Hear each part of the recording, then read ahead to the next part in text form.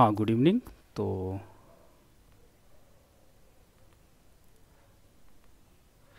हाँ, good evening. तो आज हम लोग जो टॉपिक स्टार्ट करने जा रहे हैं, आपके साथ डिस्कशन करने जा रहे हैं, वो टॉपिक है मीडिएशन एनालिसिस। और उसके बाद जो हम लोग आपके साथ डिस्कस करने जा रहे हैं, वो टॉपिक आपका रहेगा आपका मॉडरेट एनालिसिस। तो सबसे पहले हम ये फ्रेमिंग देखेंगे कि आखिर जब मीडिएशन एनालिसिस की बात करते हैं तो आखिर इसकी रिक्वायरमेंट क्यों होती है, यानी कहाँ पर हम मीडिएशन एनालिसिस को लागू करते हैं या कहाँ पे इम्प्लीमेंट करते हैं।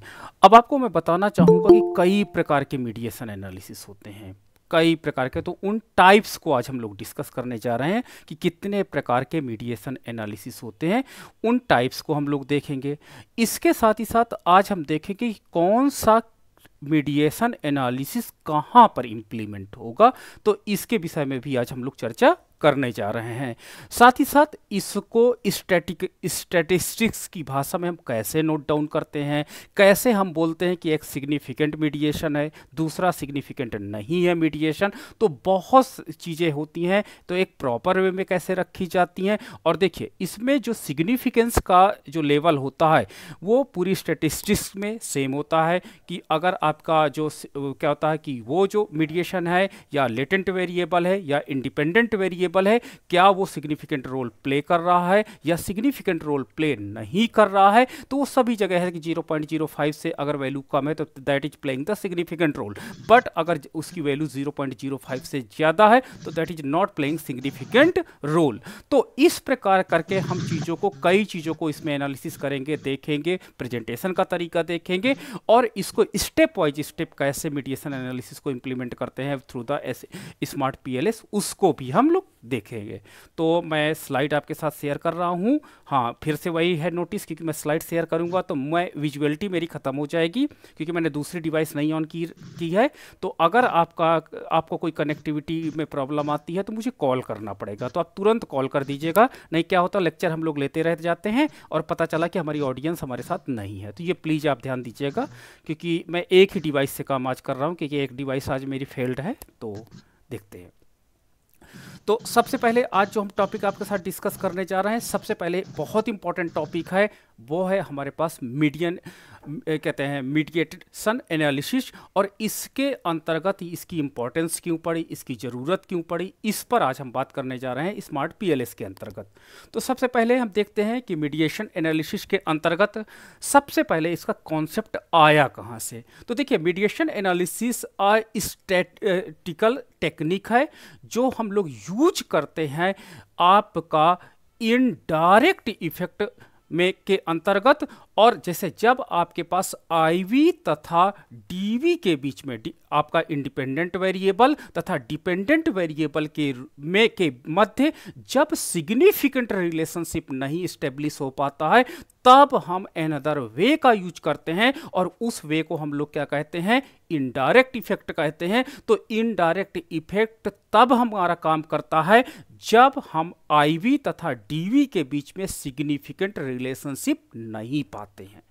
ठीक है, तो यानी यहां पर क्या होता है कि जो हमारा मेडिएशन एनालिसिस होगा, ठीक है, तो मेडिएशन एनालिसिस के अंतर्गत आपके पास मेडिएशन एनालिसिस के अंतर्गत सबसे पहले हमको यहां पर यह देखना पड़ेगा कि हमारे पास जो इंडिपेंडेंट वेरिएबल्स हैं और इंडिपेंडेंट वेरिएबल के साथ साथ जो आपके डिपेंडेंट वेरिएबल्स हैं, इसमें क्या होता है, इसके बीच में एक अनदर वेरिएबल जो होता है वो सिग्निफिकेंट रोल प्ले करने लगता है। तो उसे हम लोग मीडिएशन एनालिसिस के अंतर्गत काउंट करते हैं। तो ये पॉइंट आप याद रखिएगा कि जब हमारे पास आईवी इंडिपेंडेंट वेरिएबल आपका और डिपेंडेंट वेरिएबल के बीच में जब आपके पास जो रिलेशनशिप है वो सिग्निफिकेंट नहीं स्टेब्लिश हो पाता है, तब हम मेडिएशन एनालिसिस की तरफ जाते हैं। ठीक है, जैसे हम मान लीजिए एक क्लासरूम है, एक क्लासरूम में मैं बच्चों को पढ़ाता हूं, बच्चों को पढ़ाने के बाद जो बच्चों के मार्क्स हैं फिर भी कम आ रहे हैं।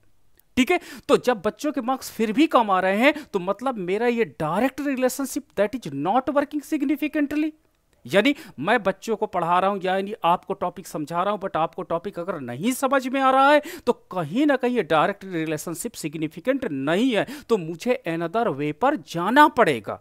और अनदर वे जो आपका होगा वही आपका मीडिएशन एनालिसिस के नाम से जाना जाएगा। लेकिन ये जरूरी नहीं है कि अनदर वे में जब मैं अगर जाता हूं अनदर वे के अंतर्गत तो वो जो आपका रिलेशनशिप इस्टेब्लिश होगा वो सिग्निफिकेंट हो सकता है, इट मे बी पॉसिबल कि वो वे भी हमारा पॉसिबल ना हो, इनसिग्निफिकेंट हो, तो भी हम अल्टरनेटिव मेथड पर जाते हैं और अल्टरनेटिव मेथड को यूज करते हैं। तो ये हमारे रिसर्च में बहुत इंपॉर्टेंट हो जाता है कि जैसे हमारी जो क्लासिकल थ्योरी डेवलप की गई, क्लासिकल थ्योरी ने कहा कि जो बच्चे होते हैं वो बहुत अच्छी लर्निंग करते हैं सपोज दैट, या कुछ अदर थ्योरीज होती हैं, बट प्रेजेंट इरा में वो प्रॉपरली वर्क नहीं कर रही हैं। तो इसका मतलब होता है कि कहीं ना कहीं अगर वो जो एक पल में सिग्निफिकेंट थी लेकिन दूसरे पल में इनसिग्निफिकेंट हो जाएंगी, तो कहीं ना कहीं हमारे पास मीडिएशन एनालिसिस बहुत आवश्यक हो जाती है। जैसे आपका क्या हो जाता है कि जब बड़े यूनिवर्सिटी की बात करता हूं तो बड़े यूनिवर्सिटीज में क्या होता है, मीडिएशन एनालिसिस के अंतर्गत मान लीजिए वहां पर प्रोजेक्टर प्रेजेंटेशन होता है,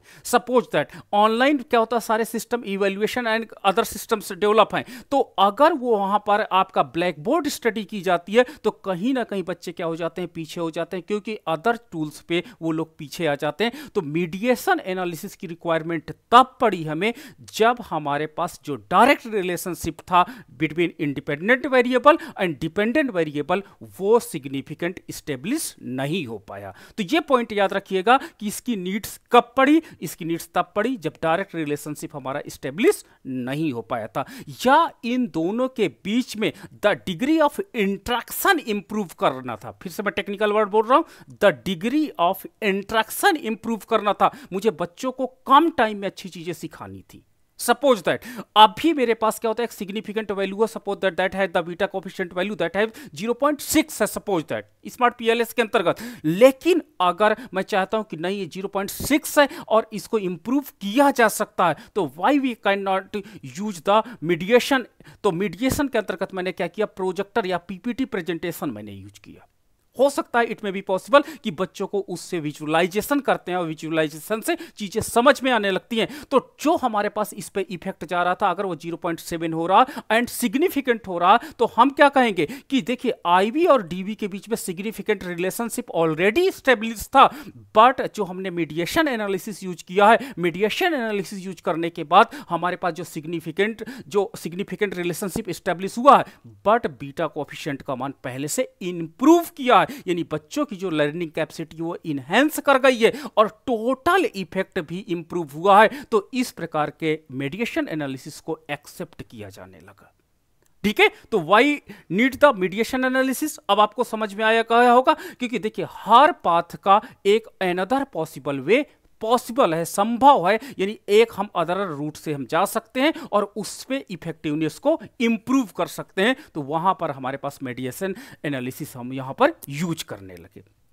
आगे बात आते हैं, in the context of smart PLS अब popular structural equation modeling you can conduct mediation analysis using the following step. इन स्टेप्स को अगर आप फॉलो करते हैं तो आप रिसर्च में बहुत अच्छे से या प्रोजेक्ट में बहुत अच्छे से मीडिएशन एनालिसिस को इंप्लीमेंट कर सकते हैं। तो अगर मैं कहूं कि मीडिएशन एनालिसिस वास्तव में क्या होता है, डायरेक्ट रिलेशनशिप तो आपकी स्टेब्लिश है, लेकिन जो आपके इनडायरेक्ट रिलेशनशिप स्टेब्लिश करना हमको बाकी है। ठीक है, मतलब क्या होता है कि there are the many ways, हम कह सकते हैं कि जो हमारे पास रिसर्च आपका रिसर्च वर्ड है उसमें बहुत ज़्यादा रास्ते हैं, पाथ हैं, जहां पर हम सिग्निफिकेंट एक पाथ या दूसरे पाथ या तीसरे पाथ पे हम सर्च कर सकते हैं और उनको इस्टेब्लिश कर सकते हैं। तो जो हमारा रिसर्च का क्राइटेरिया होता है या जो हमारे रिसर्च का बैकग्राउंड होता है, वो रिसर्च का बैकग्राउंड कहीं ना कहीं करता है कि हमको न्यू वे सर्च करना है for the reaching that point. तो उस पथ पे हमको पहुंचने के लिए कुछ नया हमको ढूंढना पड़ता। जैसे आज स्मार्टफोन चल रहा है,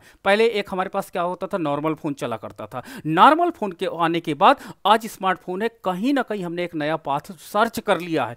अब हमारे पास जो साइंटिस्ट हैं वो साइंटिस्ट क्या करते हैं, हमारे पास जो ये साइंटिस्ट हैं वो साइंटिस्ट क्या करते हैं, अब एनोदर पाथ पे काम करने लगे हैं। एनोदर पाथ का मतलब होता है कि कुछ ऐसी डिवाइस आ जाए जो हम इतनी बड़ी डिवाइस को ना लेकर के चले, फिर भी हमारे पलक झपकते ही वो काम हो जाए, तो उस पाथ पर भी काम कर रहे हैं। तो वास्तव में अगर मैं कहूं कि रिसर्च का मेन ऑब्जेक्टिव क्या है, to searching the another path to searching the another path for my goal. तो ये क्या हो जाएगा, अतिशयोक्ति नहीं होगी। तो मीडिएशन एनालिसिस वास्तव में हमको हमारी जो सर्चिंग एबिलिटी है उसको इम्प्रूव करती है। तो इनको आज हम लोग बहुत गहन अध्ययन करेंगे कि मीडिएशन एनालिसिस को कैसे हम साइंटिफिक ढूंढेंगे और इनका कैसे हम पाथ को देखेंगे कि सिग्निफिकेंट पाथ है या सिग्निफिकेंट पाथ नहीं है, और अल्टरनेटिव जो हम मीडिएशन एनालिसिस का पाथ हैं वो कैसे चेंज करेंगे। ये कई महत्वपूर्ण पहलू हैं जिसको हम लोग यहाँ पर देखने जा रहे हैं। मैं बता दूं, स्मार्ट पीएलएस एक सॉफ्टवेयर है जो मीडिएशन एनालिसिस के लिए हेल्प करता है। लेकिन अगर आप कह दो कि केवल मीडिएशन एनालिसिस स्मार्ट पीएलएस से पॉसिबल है तो ये गलत बात है। आपका मीडिएशन एनालिसिस एसपीएसएस सॉफ्टवेयर भी करता है, आपका मीडिएशन एनालिसिस आपका एक्सेल भी करके दे देता है, मीडिएशन एनालिसिस के लिए आपका आर प्रोग्रामिंग भी है। तो ये स्मार्ट पीएलएस एक टूल्स है जिसके माध्यम से हम लोग मीडिएशन एनालिसिस को संपादित करेंगे। आपको मैं एसपीएसएस के अंतर्गत भी आपका मीडिएशन एनालिसिस, मॉडरेट एनालिसिस दोनों हम लगा करके इंप्लीमेंट करके दिखाएंगे। बस आपको वो कॉन्सेप्ट क्लियरिटी होनी चाहिए कि मीडिएशन एनालिसिस हम क्यों यूज करते हैं, कैसे यूज करते हैं, और कितने टाइप के मीडिएशन एनालिसिस होते हैं और किस टाइप का हम अपने रिसर्च में यूज करने जा रहे हैं। तो चलिए आगे बढ़ते हैं। सबसे पहले जब भी आप जैसे ये सॉफ्टवेयर ओपन करोगे या सॉफ्टवेयर के साथ काम करोगे, सबसे पहले आपको क्या काम करना पड़ेगा, डिफाइन योर रिसर्च मॉडल। अपने रिसर्च मॉडल को डिफाइन करना पड़ेगा। सपोज दैट कि अगर मैं मान के चलता हूं कि क्लासरूम टीचिंग होती है और मेरा फाइनल मेरा आउटपुट वेरिएबल है, लेटेंट वेरिएबल, कि बच्चों का जो अचीवमेंट स्कोर है। मैं एक एग्जांपल लेके एजुकेशन का इसलिए चलता हूं क्योंकि मेरे साथ बीएड के भी इसमें बच्चे जुड़े, बीएड के भी फैकल्टी एंड स्टूडेंट्स जुड़े हुए हैं, अदर फील्ड के लोगों को भी बहुत अच्छे से समझ में आएगा। तो मैं एक एजुकेशनल टॉपिक लेकर के चलूंगा ताकि आपको एग्जाम्पल प्रॉपरली समझ में आए, और मैं पूरे ओवरऑल इस लेक्चर के अंतर्गत एक एजुकेशनल टॉपिक लेकर के चलूंगा ताकि चीजों को आपको कॉन्सेप्ट क्लियरिटी हो जाए। तो मेरा यहां पर क्या है, इंडिपेंडेंट वेरिएबल है कि मैं चाहता हूं कि मैं अपनी टीचिंग मेथोलॉजी पर कुछ परिवर्तन करूं। तो ये मेरा आईवी रहेगा और उससे बच्चों का जो परफॉर्मेंस है वो इनहेंस कर जाए। ये मेरा क्या है, आउटपुट लेटेंट वेरिएबल है।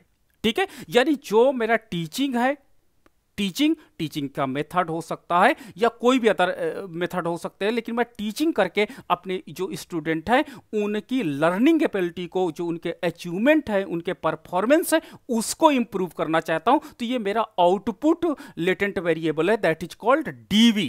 तो इस एग्जांपल को मैं लेकर के चलता हूं, यानी मेरा टारगेट ये है कि मैं एक अच्छे तरीके से पढ़ाऊं ताकि मेरा जो स्टूडेंट है वो अच्छा अचीवमेंट कर सके। अब ये क्या डायरेक्ट पथ मेरा काम करेगा या मुझे कोई मीडिएटर के रूप में चलना पड़ेगा? तो या मैं कॉन्सेप्ट क्लियरिटी लेके चलता हूं कि कुछ मीडिएटर, आपका मीडिएटर हैं हमारे पास, जैसे सपोज दैट मैं क्या करता हूं, पीपीटी प्रेजेंटेशन कर दूं। दूसरा हो सकता है कि अदर वे है हमारे पास, उन अदर वे को अपना ले, तो क्या वो सिग्निफिकेंट रोल प्ले करेंगे या नहीं प्ले करेंगे? तो इस चीज के एक कॉन्सेप्ट को आपको क्या करना पड़ेगा, डिजाइन करना पड़ेगा, और इस कॉन्सेप्ट को एक फ्लो में रखना पड़ेगा, और वही आपका क्या कहलाएगा, रिसर्च मॉडल कहलाएगा। तो कोई ना कोई कॉन्सेप्ट को लेकर के आप चलेंगे। तो सबसे पहले डिफाइन योर रिसर्च मॉडल कि आपके कॉन्सेप्ट को क्या है, कि जैसे मेरा ये मानना है कि ऑनलाइन लर्निंग जो होती है बहुत अच्छी होती है, इससे हमारा टाइम भी बचता है और साथ ही साथ हमारी लर्निंग एबिलिटी बढ़ भी जाती है। जैसे मुझे कुछ चीज़ नहीं आती तो मैं कंप्यूटर में जाता हूँ और चीज़ों को सीखने लगता हूँ। तो ये मेरा कॉन्सेप्ट है और इस कॉन्सेप्ट को मैंने रिसर्च के मॉडल में रखा। नाउ द नेक्स्ट है, सबसे पहले आपको देखिए, जब भी आप क्या कहते हैं मीडिएशन एनालिसिस के अंतर्गत जाएंगे तो इन पॉइंट्स पर आपको बहुत केयरफुली सोचना पड़ेगा और इन पॉइंट को आप बहुत केयरफुली देखिएगा जब भी आप मॉडल बनाइएगा। मैं बताऊं, साइंस, आर्ट्स, हम कॉमर्स, मैनेजमेंट, सब लोग, हमारे पास एक प्रॉब्लम होती है कि जो हमारे पास सोशल, जो सामाजिक परिस्थितियां हैं, पॉलिटिकल साइंस कहता है कि जो हमारे पास पॉलिटिकल परिस्थितियां हैं या पॉलिटिकल जो हमारे पास परसेप्शंस होते हैं उनको हम कैसे आइडेंटिफाई करते हैं। तो ये सारी चीज़ों का जो हम मॉडल बनाते हैं, इसमें दो चीज़ें आपके पास इंपॉर्टेंट होती हैं।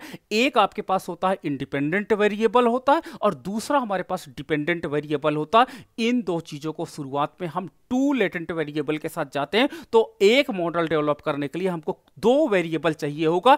एक हमारे पास इंडिपेंडेंट वेरिएबल होगा जिसे हम लोग क्या करते हैं, इंडिकेट करते हैं IV के रूप में, और दूसरा हमारे पास जो डिपेंडेंट वेरिएबल होगा जिसे हम लोग DV के रूप में क्या करते हैं, नोट डाउन करते हैं।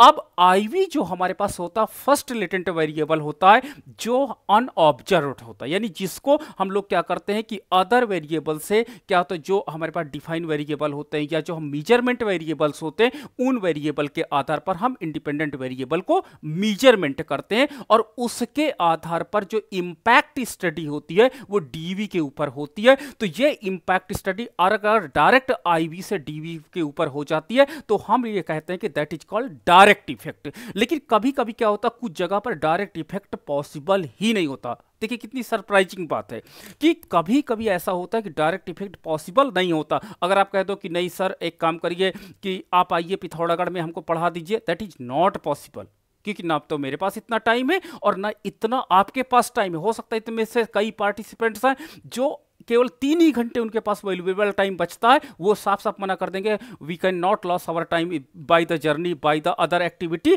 तो वो 3 घंटे में चीज़ों को सीखना चाहते हैं। तो कई ऐसे एविडेंस मिले हैं जहां पर IV का डायरेक्ट इफेक्ट यानी DV पर नहीं पड़ता है। तो इस प्रकार का भी हमारे पास नॉन सिग्निफिकेंट रिलेशनशिप पाए गए हैं, और मैं एजुकेशनल एग्जाम्पल से आपके साथ उन चीज़ों को डिस्कस भी करने जा रहा हूं। तो यहां पर जब आपकी मॉडल क्लियरिटी होगी तो सबसे पहले जब आप बिगिनिंग स्टेज पे आप काम करोगे तो आप 2 लेटेंट वेरिएबल मिनिमम आपके साथ होने चाहिए, और 2 लेटेंट वेरिएबल के लिए आपको इंडिपेंडेंट वेरिएबल और इसको मेजरमेंट स्केल आपके पास 1, 2 या 3 कंपोनेंट वाला आपका होना चाहिए जिसे हम लिकर्ट के रूप में मेजरमेंट कर सकते हैं। ठीक है, लिकर्ट के रूप में ना हो तो आपके पास अदर जो होता है तरीका उससे मेजरमेंट कर सकते हैं, बट आपको जो unobserved variable latent variable independent variable है उसको मेजरमेंट स्केल आपके पास होना चाहिए। तो the variable you are interested the studying, तो जो आप इंटरेस्ट रखते हैं जिस टॉपिक पर उसको आपको क्या करना पड़ेगा, बहुत अच्छे से जानना पड़ेगा। दूसरा हमारे पास क्या होता है, आउटकम वेरिएबल होता है। ठीक है, आउटकम वेरिएबल जो होता है यू वांट टू एक्सप्लेन। ठीक है, अब हमारे पास बात आती तीसरे वेरिएबल की जिसे हम लोग मीडिएटर्स कहते हैं, और ये जो मीडिएटर्स होते हैं जिसे हम लोग अधिकतर डिनोट किससे करते हैं, M से करते हैं, यहां पर S से कर दिए हैं। ये अधिकतर क्या करते हैं, इनडायरेक्ट इफेक्ट के रूप में सामने हमारे पास आते हैं। तो द वेरिएबल दैट में explain in the relationship between IV और DV के बीच में जो इनडायरेक्ट पाथ का निर्माण करते हैं वो आपका जो पाथ होता है वो मीडिएटर से होकर के जाता है। तो ये हमारे पास आज इंपॉर्टेंट स्टडी है कि हम उस मीडिएटर पॉइंट को स्टडी करने जा रहे हैं। अब हमारे पास आता है कॉन्सेप्चुअलाइजेशन ऑफ द मॉडल। सबसे पहले उस मॉडल को जो आपका है उसको कॉन्सेप्चुअलाइज करेंगे। कॉन्सेप्चुअलाइज का मतलब क्या होता है कि आपका उसको स्पेसिफाई करेंगे, आप उसको हाइपोथेसिस उसकी निकालेंगे कि आपके पास जो हाइपोथेसिस है उससे रिलेटेड वो कौन कौन सी है between IV and mediators and DV। तो तीनों की एक टेंटेटिव हाइपोथेसिस आपके पास होगी, और उस टेंटेटिव हाइपोथेसिस के आधार पर हम चीज़ों को क्या करते हैं, इमेजिन करते हैं, उसके लिए एक मॉडल बनाते हैं, इमेजिनरी मॉडल बनाते हैं, और उस मॉडल को फिर टेस्ट करते हैं कि क्या वो मॉडल हमारा प्रॉपरली काम कर रहा है या काम नहीं कर रहा है। तो देखिए जब भी हम रिसर्च पर जाते हैं तो सबसे पहले हाइपोथेटिकल एक मॉडल हमारे दिमाग में चलता है, और वो हम ये मान के चलते हैं कि हमारा वो प्रॉपरली ग्राउंड पे काम करेगा।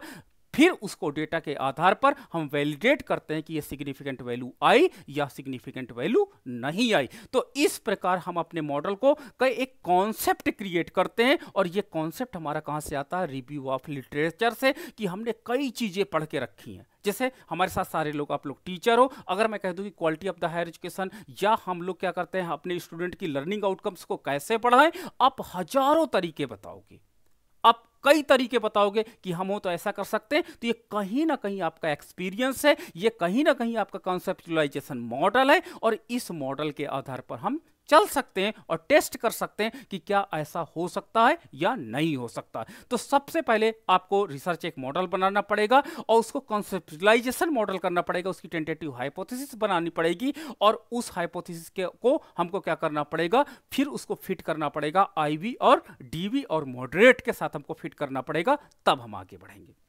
नाउ द नेक्स्ट है सपोज दैट हमने इमेजिनेशन किया कि एक मेरा कोई आईवी है, ठीक है, आईवी है, इंडिपेंडेंट वेरिएबल्स है मेरा।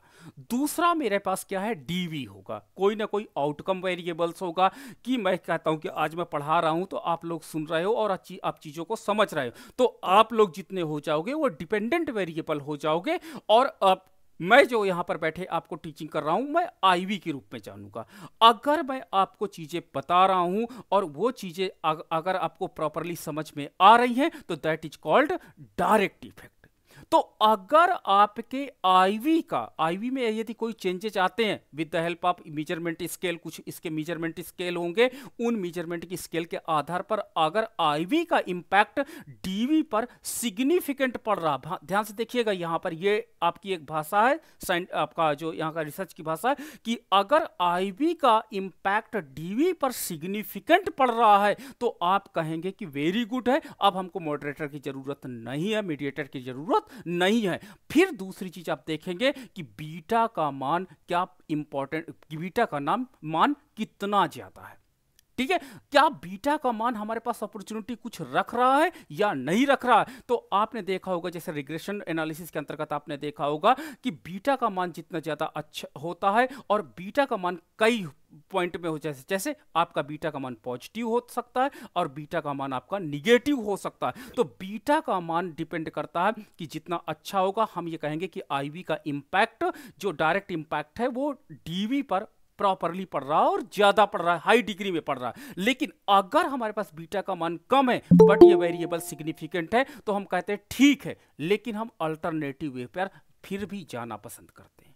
क्यों जाना पसंद करते हैं? ठीक है, आपको समझ में चीजें आ रही हैं, सिग्निफिकेंट भी है। क्यों? क्योंकि हम बीटा के मान को और इंप्रूव करना चाहते हैं। ठीक है, बीटा के मान को और इंप्रूव करना चाहते हैं। ठीक है, तो बीटा के मान को जब इंप्रूव करना चाहते हैं तो कहीं ना कहीं हम अल्टरनेटिव वे को, पाथ को हम सेलेक्ट कर रहे हैं। तो पहली चीज है कि मीडिएटर जो आपका होता है, अगर आपका डायरेक्ट इफेक्ट आईवी का डीवी पर इफेक्ट पड़ रहा है, सिग्निफिकेंट इफेक्ट पड़ रहा है और हाई बीटा के साथ है, तो समझ जाइए आपको मीडिएटर की आवश्यकता नहीं है। आपका जो मॉडरेटर, आपका मीडिएटर है, मीडिएशन एनालिसिस है, वो नहीं है। लेकिन अगर आपके पास सिग्निफिकेंट वैल्यू होने के साथ बीटा का मान कम है, चाहे वो पॉजिटिव चाहे निगेटिव, तो आप अल्टरनेटिव वे का यूज करते हैं, that is called indirect effect. ठीक है, तो इनडायरेक्ट इफेक्ट के रूप में वो जाना जाता है। अब देखिए, अब मान लीजिए कि मेरे पास डायरेक्ट इफेक्ट सिग्निफिकेंट है बट बीटा का मान क्या है, बहुत ज़्यादा हाई नहीं है, और मैं चाहता हूं कि कुछ ऐसा मिले कि मैं बच्चों को जो टीचिंग कर रहा हूं, जो लोगों को पढ़ा रहा हूं, उसका ज़्यादा से ज़्यादा इम्पैक्ट उनके क्या हो जाए, लर्निंग आउटकम से पे पड़े। उनका जो एकेडमिक स्कोर है, सपोज दैट ग्रेड है, रिजल्ट है, हम कैसे मेजरमेंट करेंगे, इसके वेरिएबल कैसे होंगे। अगर हम स्टूडेंट को पढ़ाते हैं तो सबसे पहले हम उनका ग्रेड देखेंगे, उनका अचीवमेंट स्कोर देखेंगे, रिजल्ट देखेंगे, हम उनकी जॉब देखेंगे, यही तो चीजें देखेंगे। हम कैसे कहेंगे कि उनको वास्तव में लर्निंग आउटकम पर इंपैक्ट पड़ रहा। तो इस प्रकार के हम कुछ स्केल बनाते हैं और इसके स्केल के आधार पर हम कहते हैं कि नहीं, हमारा हम कुछ जो पढ़ा रहे हैं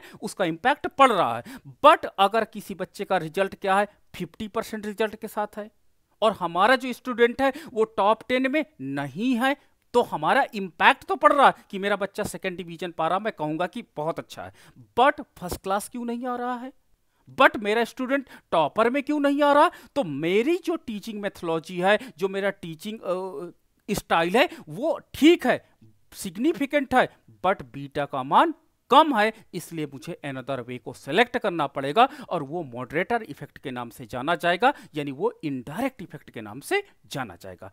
अब हम इनडायरेक्ट इफेक्ट की बात करते हैं, तो मैंने क्या किया कि मैंने इसको ग्राफिक्स से या विजुअलाइजेशन से पढ़ाना चालू किया। आप जानते होंगे कि स्टडी क्या कहती है कि अगर मैं आपको लेक्चर देता हूं, सपोज दैट लेक्चर देता हूं, तो आपको 18% चीजें समझ में आ जाती हैं। ठीक है, मैं आपको पढ़ाया 18%, लेकिन अगर मैं उसको विजुअलाइजेशन कर देता हूं, मैं उसको 3D ग्राफिक्स से दिखा देता हूं, तो आपकी जो लर्निंग आउटकम है वो 80% हो जाती है।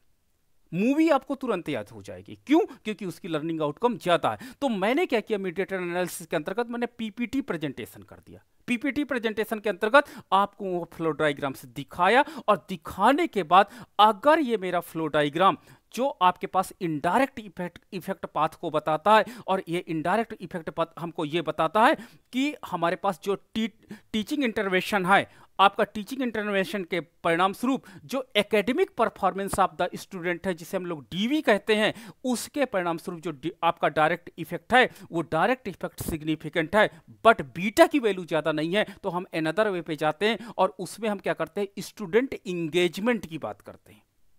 ठीक है, एक मैंने तरीका अपनाया कि मैंने क्लास में देखा तो बच्चे क्या करते थे, 30 मिनट के बाद बोलते थे सर मुझे जाना है, तो कहीं ना कहीं स्टूडेंट इंगेजमेंट कम था।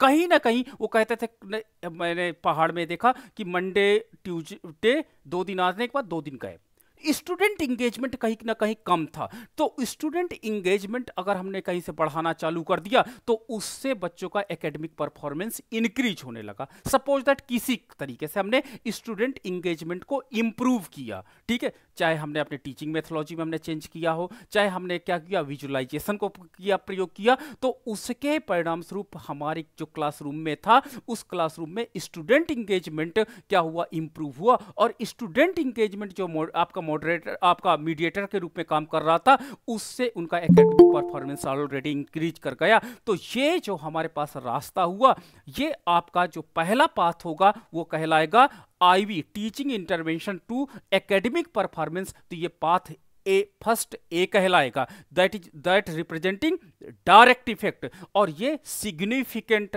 अगर नहीं है तो हम अल्टरनेटिव पाथ का यूज करते हैं। लेकिन कभी कभी कुछ ऐसी कंडीशंस होती हैं जिसमें डायरेक्ट इफेक्ट आपका प्रॉपरली क्या करता है, एक्सेप्ट होता है, सिग्निफिकेंट लेवल उसका होता है, लेकिन अनदर कारण से, मैंने जैसे बोला कि बीटा कोफिशिएंट का मान कम होने के कारण हम अनदर पाथ पर जाते हैं, और that is called indirect effect.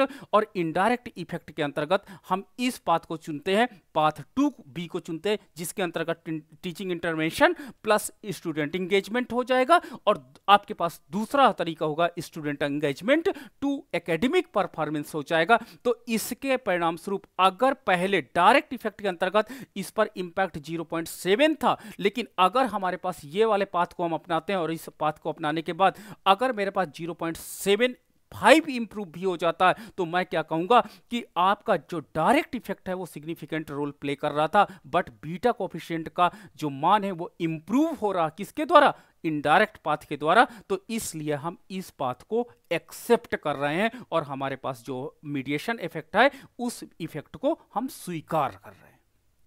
ठीक है, तो ये आपके पास जो पाथ जनरेट होता है ये आपका मीडिएशन इफेक्ट के नाम से जाना जाता है। ठीक है, तो ये आपको कॉन्सेप्ट क्लियरिटी हो गई होगी। अब हम जितने प्रकार के मीडिएशन इफेक्ट आपके साथ डिस्कस करने जा रहे हैं सबका पाथ डिस्कस करेंगे, कैसा पाथ होगा, why we are selecting these mediation, हम इस मीडिएशन इफेक्ट को क्यों स्वीकार कर रहे हैं।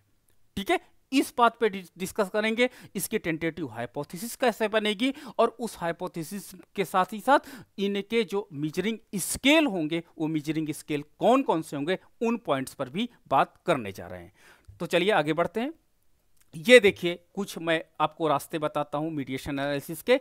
एक मुझे मिला पार्शियल मीडिएशन।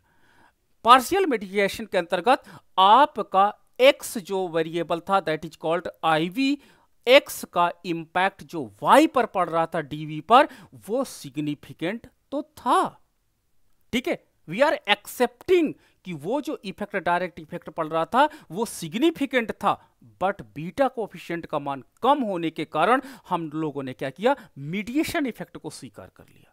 तो ये आपका क्या कहलाएगा, पार्शियल मेडिएशन के नाम से जाना जाएगा कि ठीक है डायरेक्ट इफेक्ट तो आपका काम कर रहा है लेकिन मेडिएशन इफेक्ट भी आपका प्रॉपरली काम कर रहा है और दोनों सिग्निफिकेंट वैल्यू हुआ है। तो इस प्रकार के मेडिएशन एनालिसिस को हम लोग पार्शियल मेडिएशन एनालिसिस के नाम से जानते हैं, जिसमें आपके डायरेक्ट इफेक्ट को हम लोग एक्सेप्ट करते हैं और उसके साथ ही साथ इनडायरेक्ट इफेक्ट को भी हम क्या करते हैं, सिग्निफिकेंटली एक्सेप्ट करते हैं। तो इस प्रकार हमारे पास जो टोटल इफेक्ट होगा, टोटल इफेक्ट कैसे होगा, direct effect plus indirect effect वो इंप्रूव हो जा रहा था। अगर हमारे पास मीडिएशन इफेक्ट के परिणाम स्वरूप डायरेक्ट या टोटल इफेक्ट हमारा इंप्रूव हो जा रहा तो हम इस प्रकार के मीडिएशन को स्वीकार करना चाहिए। तो इसका मतलब होता है कि हमारा जो डायरेक्ट पाथ है वो सिग्निफिकेंट था बट डायरेक्ट पाथ के अलावा हमारा इनडायरेक्ट पाथ भी सिग्निफिकेंट था, यानी दोनों पाथ को हम स्वीकार करते हैं बिकॉज क्योंकि हमारा टोटल इफेक्ट इंप्रूव कर रहा था। तो इस प्रकार अगर कहीं आपको इफेक्ट दिखाई पड़े तो इस प्रकार के इफेक्ट को आप लोग क्या कहोगे, पार्शियल मीडिएशन के नाम से जाना जाएगा। चलिए ये पहला था। दूसरा आपका इफेक्ट जो दिखाई पड़ा, ये ग्राफ आप देख सकते हो कि एक ऐसी सिचुएशंस भी आई जिसमें डायरेक्ट इफेक्ट आपका नॉट सिग्निफिकेंट था।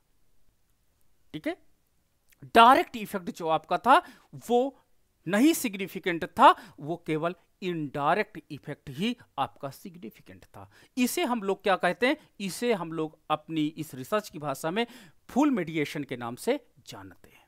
सपोज दैट आपको मैं टीचिंग कर रहा हूं, मैं पढ़ा रहा हूं, आपकी लर्निंग आउटकम है, आप सीख रहे हो, और मेरा इंटरनेट फ्रीक्वेंसी क्या है, मीडिएशन है। अगर मेरा इंटरनेट वीक हो जाता है, जो अभी सिग्निफिकेंट रोल प्ले कर रहा, लेकिन अचानक नेटवर्क चले जाएं, सपोज दैट, तो हम आपके साथ कम्युनिकेट नहीं कर सकते। तो यहां पर अगर मैं अपनी बात करूं कि ये जो वर्कशॉप चल रही है ये फुल मीडिएशन पे काम कर रही है, तो आप स्वीकार करेंगे कि यहां पर जो मीडिएशन है वो इंटरनेट है। आपका internet frequency of internet connectivity यहां पर फुल मीडिएशन के रूप में काम कर रही है, जो हमारे पास आउटकम वेरिएबल y पर फुली क्या करती है, इंपैक्ट डाल रही है। तो यहां पर जो आपका डायरेक्ट पाथ है वो क्या हो जाता है, जीरो हो जाता है, और इनडायरेक्ट पाथ ही आपका सिग्निफिकेंट हो जाता है। तो इस प्रकार के मेडिएशन को आप फुल मेडिएशन की संज्ञा दे सकते हैं।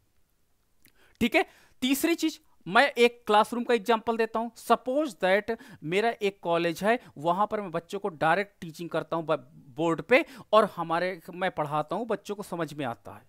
सपोज दैट मेरा फ्रेंड अमेरिका से आता है और वो क्या करता है कि कहता है कि चलिए मैं बहुत अच्छा रिसर्चर हूं और आपके बच्चों को चलो पढ़ाता हूं। ठीक है, पढ़ाता हूं। अब मैंने क्या किया, उस व्यक्ति को लगाता हूं, लेकिन उसके साथ एक बैरियर है कि वो केवल अमेरिकन इंग्लिश बोल सकता है और मेरे स्टूडेंट केवल हिंदी समझ सकते हैं। तो यहां पर भी फुल मेडिएशन काम करेगा, ये मतलब यहां पर डायरेक्ट इफेक्ट काम करेगा और मेडिएशन आपका क्या हो जाएगा, जीरो हो जाएगा इस कंडीशन में, यानी मेडिएशन आपका काम नहीं करेगा। तो ये पॉइंट आपको देखना पड़ेगा कि दो कंडीशंस हो सकती हैं कि आपका फुल मेडिएशन है या आपका नल मेडिएशन काम कर रहा है, तो ये कंडीशन देखनी पड़ेगी। तीसरी कंडीशन देखिए हमको जो दिखाई पड़ी, थर्ड आपकी condition, that is called complementary mediation. ठीक है, मेडिएशंस। तो थर्ड आपका कॉम्प्लीमेंट्री मेडिएशन का रूप में क्या होता है, इसको थोड़ा सा आप लोग नोट डाउन करिएगा, इसलिए क्योंकि ये बहुत ज़्यादा आपके जब रिसर्च आप लिखोगे, प्रोजेक्ट आप एक्सप्लेन करोगे, तो इस तरह का टेक्निकल वर्ड आपको लिखने पड़ेंगे। We are using the complementary mediation because of this. जब आपका डायरेक्ट इफेक्ट पॉजिटिव हो, यानी बीटा का मान क्या हो, पॉजिटिव हो। ठीक है, सिग्निफिकेंट एंड पॉजिटिव हो। ठीक है, डायरेक्ट इफेक्ट के अंतर्गत आईवी का डीवी पर जो इंपैक्ट पड़ रहा है वो आपका क्या हो जाए, पॉजिटिव एंड सिग्निफिकेंट हो, और जो हमारे पास इनडायरेक्ट पाथ डेवलप हो रहा है वो इनडायरेक्ट पाथ के अंतर्गत भी बीटा का मान पॉजिटिव एंड सिग्निफिकेंट हो। तो इस प्रकार के मीडिएशन को हम लोग कॉम्प्लीमेंट्री मीडिएशन की संज्ञा देंगे। ठीक है, अगर निगेटिव है तो सभी निगेटिव रहेंगे। ठीक है, अगर ये निगेटिव है, ये भी निगेटिव है, और आपके पास ये निगेटिव है, तीनों आपके पास क्या होता है, डायरेक्ट इफेक्ट के वेरिएबल सिंबल निगेटिव है, इनडायरेक्ट इफेक्ट के सिंबल निगेटिव है, तो ये आपका कॉम्प्लीमेंट्री मेडिएशन के रूप में जाना जाता है। लेकिन अगर आपका डायरेक्ट इफेक्ट के अंतर्गत जो मेडिएशन है वो निगेटिव है बट सिग्निफिकेंट है, निगेटिव बट सिग्निफिकेंट है, और वहीं पर आपके पास जो मेडिएशन इफेक्ट है, इनडायरेक्ट इफेक्ट है, उसका जो सिंबल है वो पॉजिटिव एंड सिग्निफिकेंट है, तो इस प्रकार के मेडिएशन को आप कॉम्पिटिटिव मेडिएशन की संज्ञा में रख सकते हो, यानी यह आपका कॉम्पिटिटिव मेडिएशन के रूप में जाना जाएगा। तो ये चार आपके हैं जो आपको बार बार रिपीट करेंगे। मैं जानता हूं कि कोई ना कोई रिसर्च आपका आएगा जिसमें से चारों निश्चित रूप से आपको कहीं ना कहीं दिखाई पड़ेंगे। ठीक है, तो इनको टेक्निकल भाषा में या कैसे हम मेजरमेंट करते हैं वो चीजें मुझे लगता है आपको कॉन्सेप्ट क्लियरिटी अब हो गई होगी, और हम लोग आगे बढ़ते हैं। नाउ द नेक्स्ट है दूसरा स्टेप। सबसे पहले मैंने बोला था पहले स्टेप के अंतर्गत एक आपके पास मॉडल हो, रिसर्च मॉडल हो, मैंने वहां पे बताया। दूसरा आपका कॉन्सेप्चुलाइजेशन हाइपोथेसिस हो, ठीक है। तीसरा आपके पास क्या होता है, मीडिएशन का विषय में जानकारी हो, ठीक है। अब हमारे पास आता है बिल्ड अ मेजरमेंट मॉडल। तो बिल्ड अ मेजरमेंट मॉडल को हम कैसे बनाएंगे, तो ये सारी चीजें जब आपके पास हो जाएंगी तो सबसे पहले आप स्मार्ट पीएलएस डाउनलोड कर लेना और इसमें क्रिएट न्यू प्रोजेक्ट पे आपको जाना है। उसके साथ ही साथ आपका जो डेटा होगा, देखो डेटा आपका वैलिडेट डेटा बहुत होना चाहिए, डेटा वैलिडेट बहुत होना चाहिए। मैं बताऊं कि आप डेटा एक बार कलेक्ट करिएगा, और सीबीएसईएम के अंतर्गत कल आपको विष्णुनाथ जी ने बहुत अच्छे से समझाया कि विष्णुनाथ जी का कॉम्प्लेक्स मॉडल था, बहुत कॉम्प्लेक्स मॉडल था। जब इस तरह का डेटा जब आप कलेक्ट करते हो ना, तो लोग बहुत, जो हमारे पास रिस्पॉन्सेस होते हैं वो बहुत न्यूट्रल टाइप के आते हैं। न्यूट्रल टाइप का मतलब होता है कि शुरू के क्वेश्चनर तो हमारे क्या होते हैं, लोग रिस्पोंडेंट बहुत अच्छे से भरते हैं, पढ़ के भरते हैं, लेकिन लास्ट के रिस्पॉन्सेस क्या होते हैं कि ऐसे तुक्का लगा देते हैं। तो हमारा जो डेटा होता है वैलिड डेटा नहीं होता है, और उस डेटा की रिलायबिलिटी और वैलिडिटी बहुत वीक हो जाती है, और जिसके परिणाम स्वरूप हमारा जो डेटा होता है वो ना तो डायरेक्ट इफेक्ट सिग्निफिकेंट आता है और ना ही इनडायरेक्ट इफेक्ट सिग्निफिकेंट आता है। तब हमारे लिए बड़ी समस्या आती है, प्रॉब्लम यह आती है। आपका देखिए, import your data, smart PLS में इंपोर्ट कर देना डेटा आसान है, बट डेटा आपका वैलिडेट हो ये आप सुनिश्चित कर लीजिएगा। क्योंकि आप एक बार देखिएगा, जो डेटा आपको मिल जाता ठीक है, लेकिन जब आपको जब आप डेटा फील्ड से कलेक्ट करते हो तो वो डेटा वैलिडेट नहीं होता। परिणाम स्वरूप क्या होता है कि ना तो आपके डेटा में इनडायरेक्ट इफेक्ट काम करता है और ना डायरेक्ट इफेक्ट काम करता है, और आपका कॉन्सेप्चुलाइजेशन मॉडल क्या होता है, बना रह जाता है। तब लगता है कि अरे हम तो लगता है गलत दिशा में काम कर रहे हैं। You are not doing in the wrong direction, आप गलत दिशा में नहीं काम कर रहे हो। प्रॉब्लम यह है कि जो व्यक्ति आपका डेटा फिल किया है वो डेटा आपका वैलिडेट नहीं है, ठीक है। कभी कभी लगता है कि मेरे कॉन्सेप्ट नहीं सही था, मेरा रिसर्च मॉडल जो मैंने इतना अच्छे से सोचा था, समझा था, और मैंने रिसर्च रिव्यू ऑफ लिटरेचर से बनाया था, वो प्रॉपरली नहीं है। लेकिन नहीं, यहां पर इंपोर्ट योर डेटा के पहले आपकी एक्सरसाइज वैलिडेट एंड आपके पास reliability of the data test करना होगा। और reliability and validity of the data test करने के लिए चाहे तो आप एसपीसीएस का यूज कर लीजिएगा, या जितने उसके फीचर्स बताए गए हैं कि हाउ वी कैन वैलिडेट, या मतलब जो हमारे पास डेटा है उसकी वैलिडिटी अच्छी हो, रिलायबिलिटी अच्छी हो, तो उसके लिए हमको क्या ध्यान में रखना पड़ेगा। तो एक रिसर्च स्कॉलर के लिए बहुत इंपॉर्टेंट होता, क्योंकि अगर आपका डेटा इंपोर्ट हो गया, उसके बाद अगर आपका स्मार्ट पीएलएस ने क्या किया कि आपके डेटा को वैलिडेट नहीं कर रहा, रिलायबल नहीं कर रहा, तो कहीं ना कहीं आपको प्रॉब्लम आने वाली है। नाउ द नेक्स्ट है डिफाइन इंडिकेटर्स। तो आपके पास सबसे पहले आपको इंडिकेटर को डिफाइन करना पड़ेगा, ठीक है। इंडिकेटर में जैसे लेटेंट वेरिएबल आपका है, जिसे अब हम लोग क्या कहते हैं, अनऑब्जर्व्ड वेरिएबल कहते हैं, उसके इंडिकेटर कौन कौन से होंगे। जैसे मैंने क्या क्या कहा कि स्टूडेंट आउटकम या स्टूडेंट का जो अचीवमेंट है वो उसके वेरिएबल्स क्या होंगे। कुछ लोग कहते हैं कि रिजल्ट एवरीथिंग नहीं होता, सब कुछ नहीं होता, रिजल्ट ही नहीं सब कुछ होता लाइफ में। मैं एक कल की स्टडी पढ़ रहा था, कल एक बहुत अच्छी बुक पढ़ रही थी, तो उसमें मैंने देखा, मतलब ये मैं बोल रहा हूँ अपने अनुभव से बोल रहा हूँ, अपनी स्टडी से बोल रहा हूँ, ये इसको वैलिडेट मत करिएगा।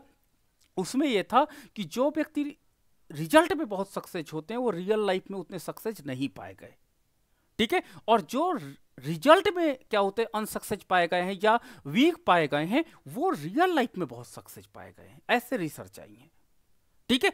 अब देखिए यहां पर ये था, उनका लॉजिक था कि जो हमारे पास क्या होता है कि लाइफ जो होती है वो बड़ी कॉम्प्लिकेटेड होती है, और जो व्यक्ति क्या होता है लाइफ में उतने सक्सेस नहीं होते, उनको क्या होता है हर चीज का अनुभव होता है, इसलिए लाइफ में वो सक्सेस होना सीख जाते हैं। लेकिन जो व्यक्ति लगातार सफल होता जाता है उसको उतने कड़वे अनुभव नहीं होते, परिणाम स्वरूप उतना अच्छा नहीं सीख पाता। ये उस बुक में दिया था, मैंने पढ़ा। तो देखिए लेटेंट वेरिएबल के अंतर्गत जो आपका लेटेंट वेरिएबल है उसका जो मेजरमेंट स्केल आप रखोगे वेरिएबल्स, वो आप ये देखिएगा कि क्या उससे रिलेटेड चीजें आप रख रहे हो या अनदर थिंग्स रख रहे हो, ठीक है कि सब लोगों ने ये रखा वो ठीक है, लेकिन क्या आप हो सकता है कि आप उस फील्ड को एक्सेप्ट करते हो जहां पर रिजल्ट से ज्यादा क्या होता है कि आप उसके कैरियर बेनिफिट को इंपॉर्टेंस देते हो, ठीक, या यूनिकनेस को आप उसको देते हो, तो ये आपको मेजरमेंट करना पड़ेगा कि मैं लेटेंट वेरिएबल के लिए जो मेजरिंग स्केल है वो मेजरिंग स्केल कौन सा ले रहा हूं।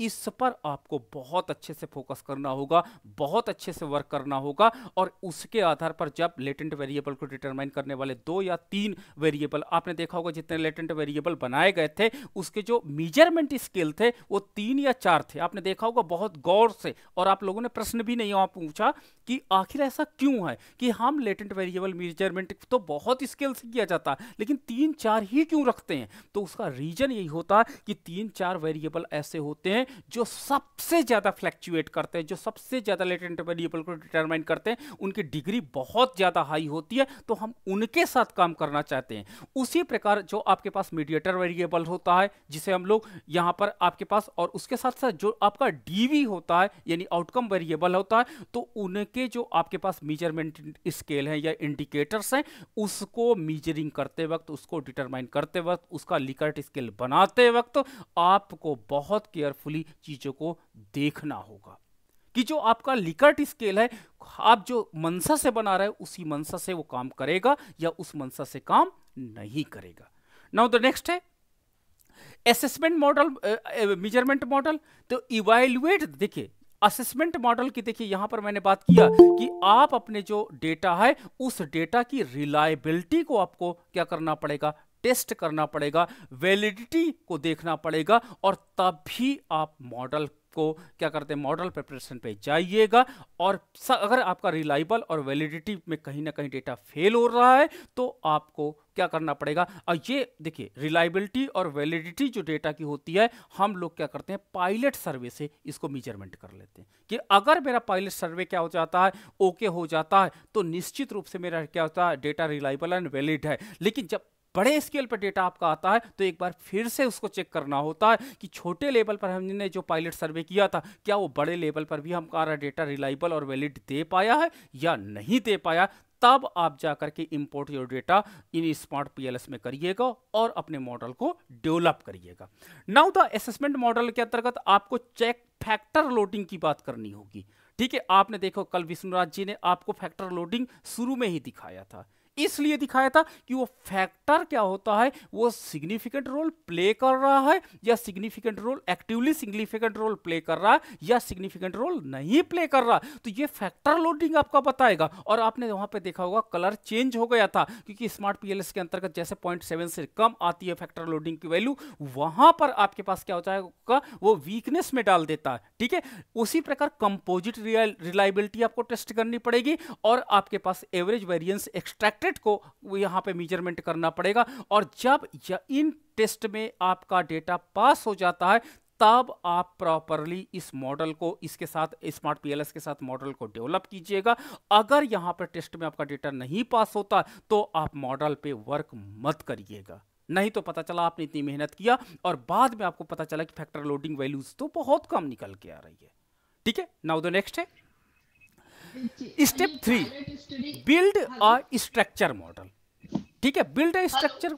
देखिए किसी का माइक ऑन है प्लीज, या कोई क्वेश्चन हो तो आप जरूर मेरे साथ डिस्कस कीजिएगा। मैं ये पूछना चाह रही हूँ मैम एक मिनट मैम।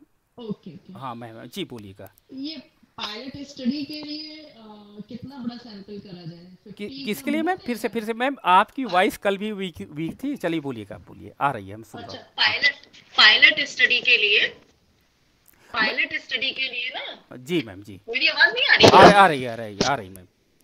पायलट स्टडी के लिए कितना सैंपल, मतलब कितने रिस्पोंडेंट्स को सर्वे करें तो हमें रिजल्ट्स मिल जाएंगे मैम 10% पे आप रिलायबिलिटी एंड जाइएगा वैलिडिटी के? मैम, 10% पे जाइएगा। 10%? हाँ 10% का मतलब होता है जैसे आपका सैंपल साइज है ना, सैंपल साइज, हाँ, जो उसका 10% हाँ उसका करना। 10% पे जाइए। 10 से 15% से ज़्यादा मत जाइएगा मैम। अच्छा, हाँ जैसे मेरा 400 का सैंपल साइज तो 40 या हाँ 50 हाँ से तो मैं, 40, हाँ। हाँ। और लेकिन जैसे आप प्रोजेक्ट रिपोर्ट रेडी कर रहे हो तो मैम क्या होता है 200-300 तो बहुत ज़्यादा हो जाएगा। तो इस केस में आप 60-70 भी पायलट सर्वे में आप ले सकते हो, कोई प्रॉब्लम नहीं आएगी।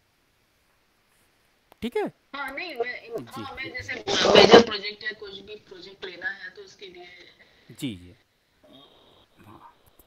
ठीक ठीक है।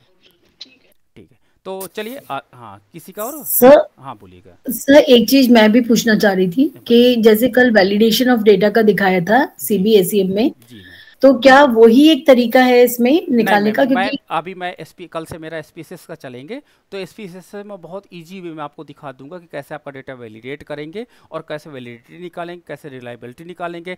आपका डेटा सिमेट्रिक डेटा है, आपका डेटा सिमेट्रिक डेटा नहीं है, क्योंकि मैम आप मॉडल लगाओगे, और मॉडल जब जी लगाओगे तो आपका डेटा की सारी एजम्पशन अगर फुलफिल होती हैं तब हम मॉडल बनाए ना। पता चला हमने पूरी मेहनत कर डाली और लास्ट में पता चला कि अरे हमारा डेटा तो क्या होता, रिलायबल ही डेटा नहीं था। तो ये सारी जी चीज़ें मैं एसपीएसएस से बहुत ईजी वे में निकाल करके दिखा दूंगा। तो जब आपका डेटा प्रॉपरली वैलिडेट हो जाए उसके साथ आप काम करिएगा, क्योंकि मैं डेटा फील्ड से लाना, एक्सेल पे डेटा रखना और उस डेटा की वैलिडिटी और अदर एजम्पशंस को चेक करना कि डेटा सिमेट्रिक है, डेटा नॉट सिमेट्रिक है। जब हमारा रॉ डेटा प्रॉपर ओके हो जाए तब हम मॉडल पे जाएंगे, तो हमारे रिजल्ट जो आएंगे वो बेस्ट आएंगे।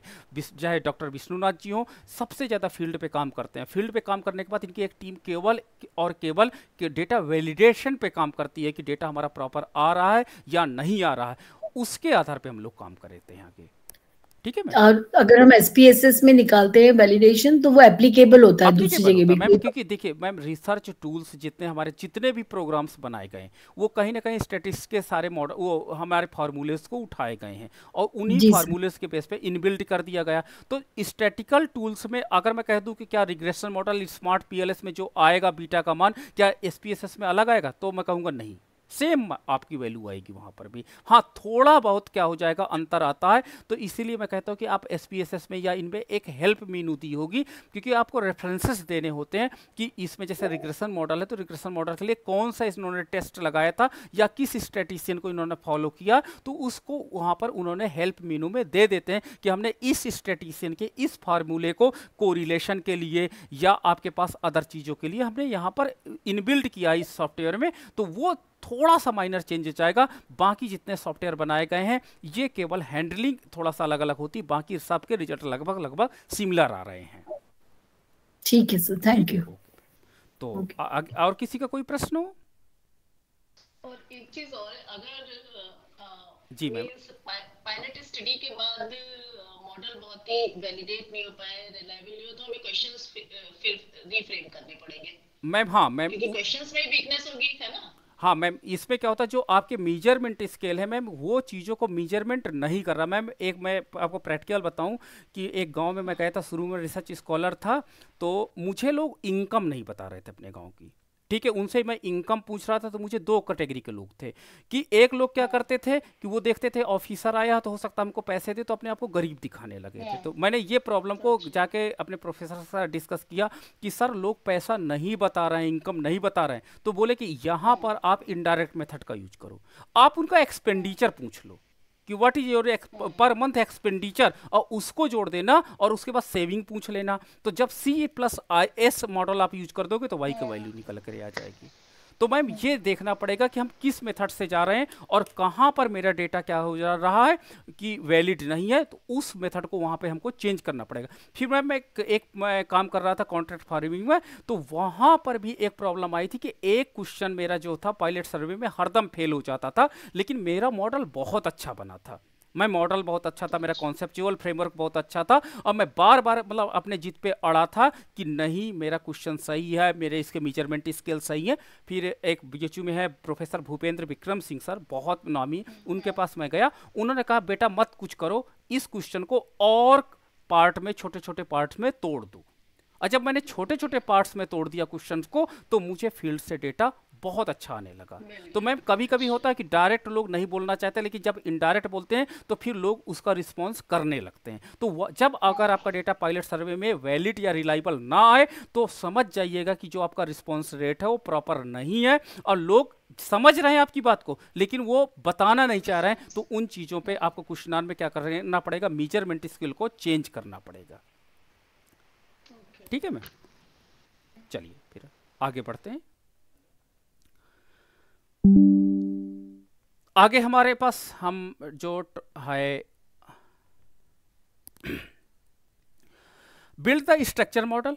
सबसे पहले क्या करना पड़ेगा, स्ट्रक्चर मॉडल को हमको दिखाना पड़ेगा, और स्ट्रक्चर मॉडल जो आपके पास स्मार्ट पीएलएस के अंतर्गत आता है, उस स्ट्रक्चर आपके पास मॉडल के अंतर्गत सबसे पहले आपको रिलेशनशिप को डिफाइन करना पड़ेगा कि आपका इंडिपेंडेंट वेरिएबल क्या है, फर्स्ट डिपेंडेंट वेरिएबल क्या है, सेकेंड डिपेंडेंट वेरिएबल क्या है, फाइनल आउटकम वेरिएबल क्या है। तो कहीं ना कहीं आपके को एक स्ट्रक्चर डेवलप करना पड़ेगा और उस स्ट्रक्चर के थ्रू आपको जाना पड़ेगा। लेकिन आपने इसकी सीरीज को अगर कहीं पर ब्रेक डाउन कर दिया या एक वहां पर कहीं लेगटी आ गई या कमी आ गई, तो ये आपके फ्लो प्रॉपर काम नहीं करेंगे और यहां पर जो हमारे पास आउटकम वेरिएबल जो फाइनल डिपेंडेंट वेरिएबल है उस पर इंपैक्ट नहीं दिखाई पड़ेगा। तो सबसे पहले आपको स्ट्रक्चर मॉडल डेवलप करना पड़ेगा और उसके रिलेशनशिप को आपको फ्लो को मेंटेन करना पड़ेगा।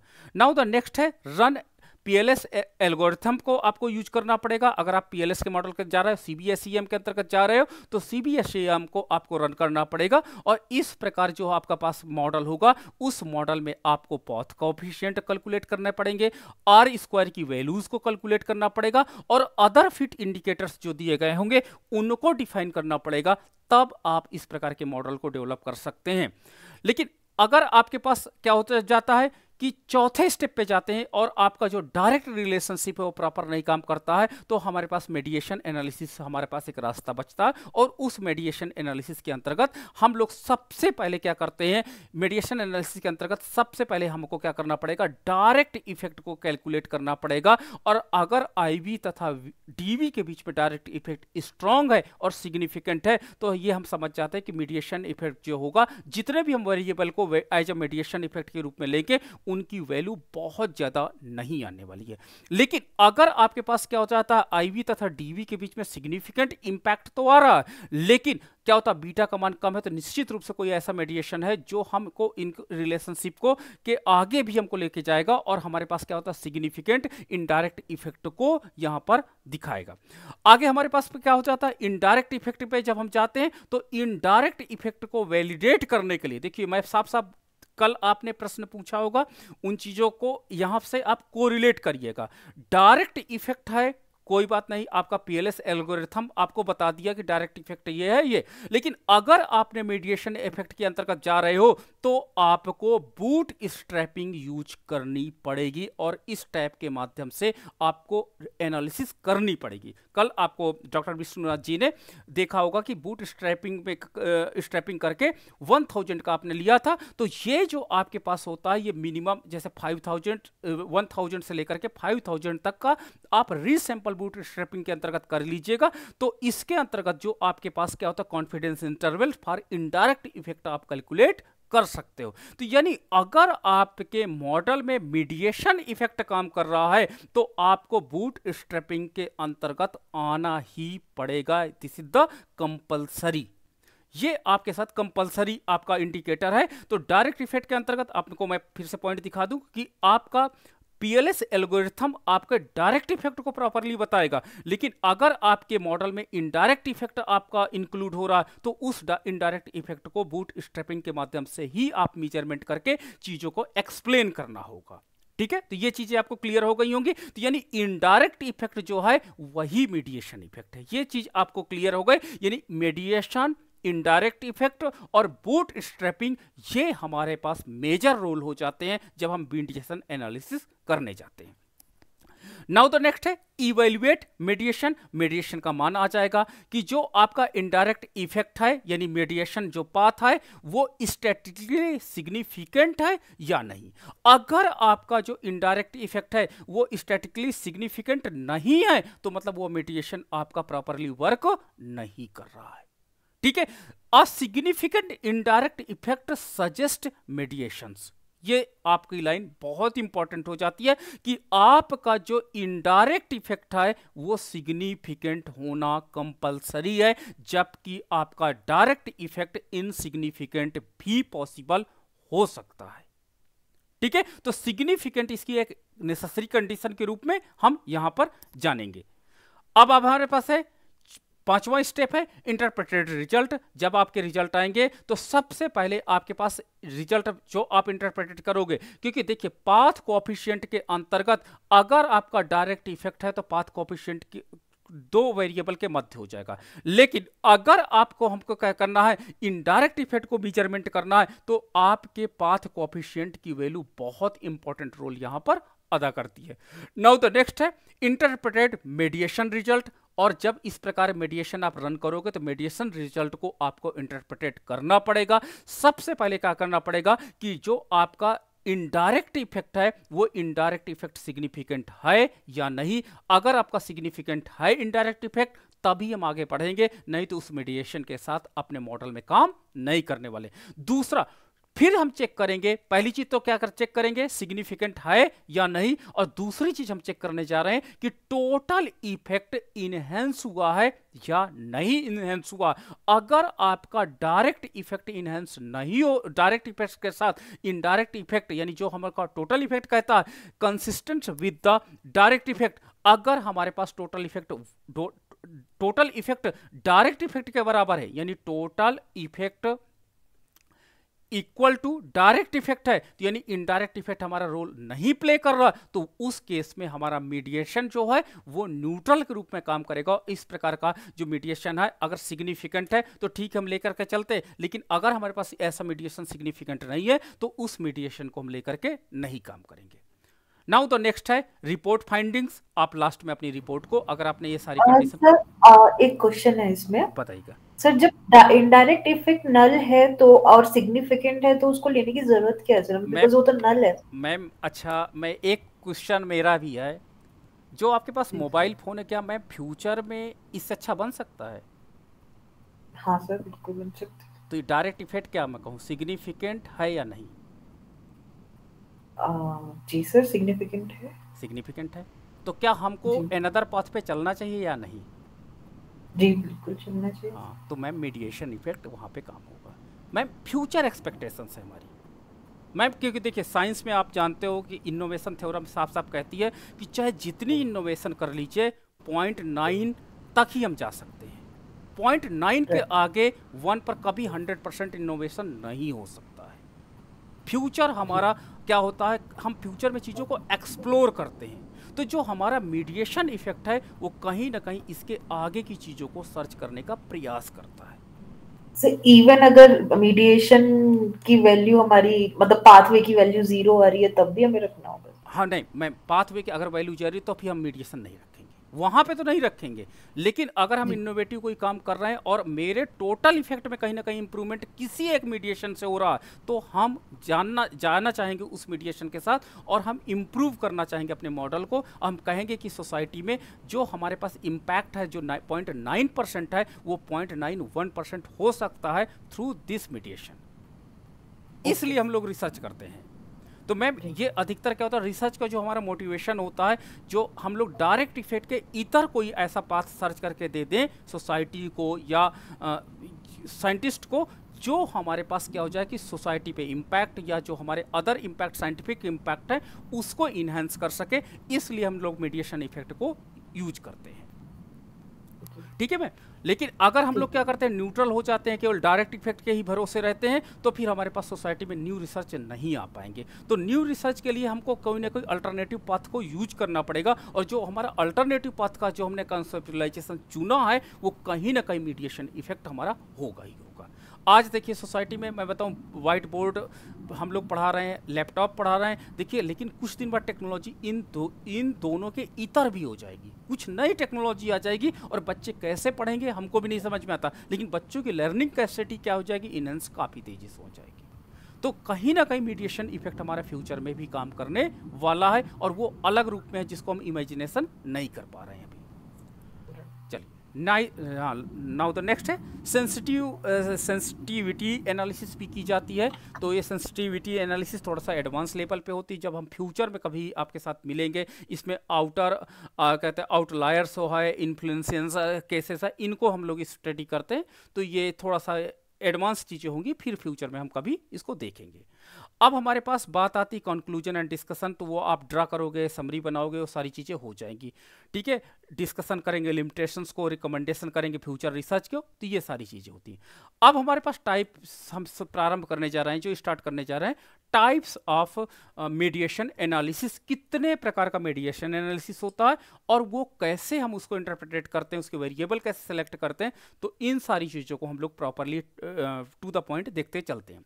सबसे पहले देखिए टाइप्स ऑफ मीडिएशन एनालिसिस में सबसे पहले आपके पास कितने प्रकार के मीडिएशन एनालिसिस होते हैं उनको हम देखते हैं। तो कुछ हमारे पास कॉमन टाइप के मीडिएशन एनालिसिस होते हैं। सबसे पहले आपका होता है कंप्लीट मीडिएशन। तो कंप्लीट मीडिएशन जो है आप अभी आपने एक बात बताई थी कि सर क्या एक ऐसा पॉसिबल वे हो सकता है जिसमें आईवी तथा डीवी ही काम करे और हमको अदर क्या हो जाए, अदर हमको क्या कहते हैं मीडिएशन की जरूरत ना पड़े। Yes it may be possible, जहां पर बीटा कोफिशिएंट का मान मैक्सिमाइज हो जाए, ऐसा हो सकता है।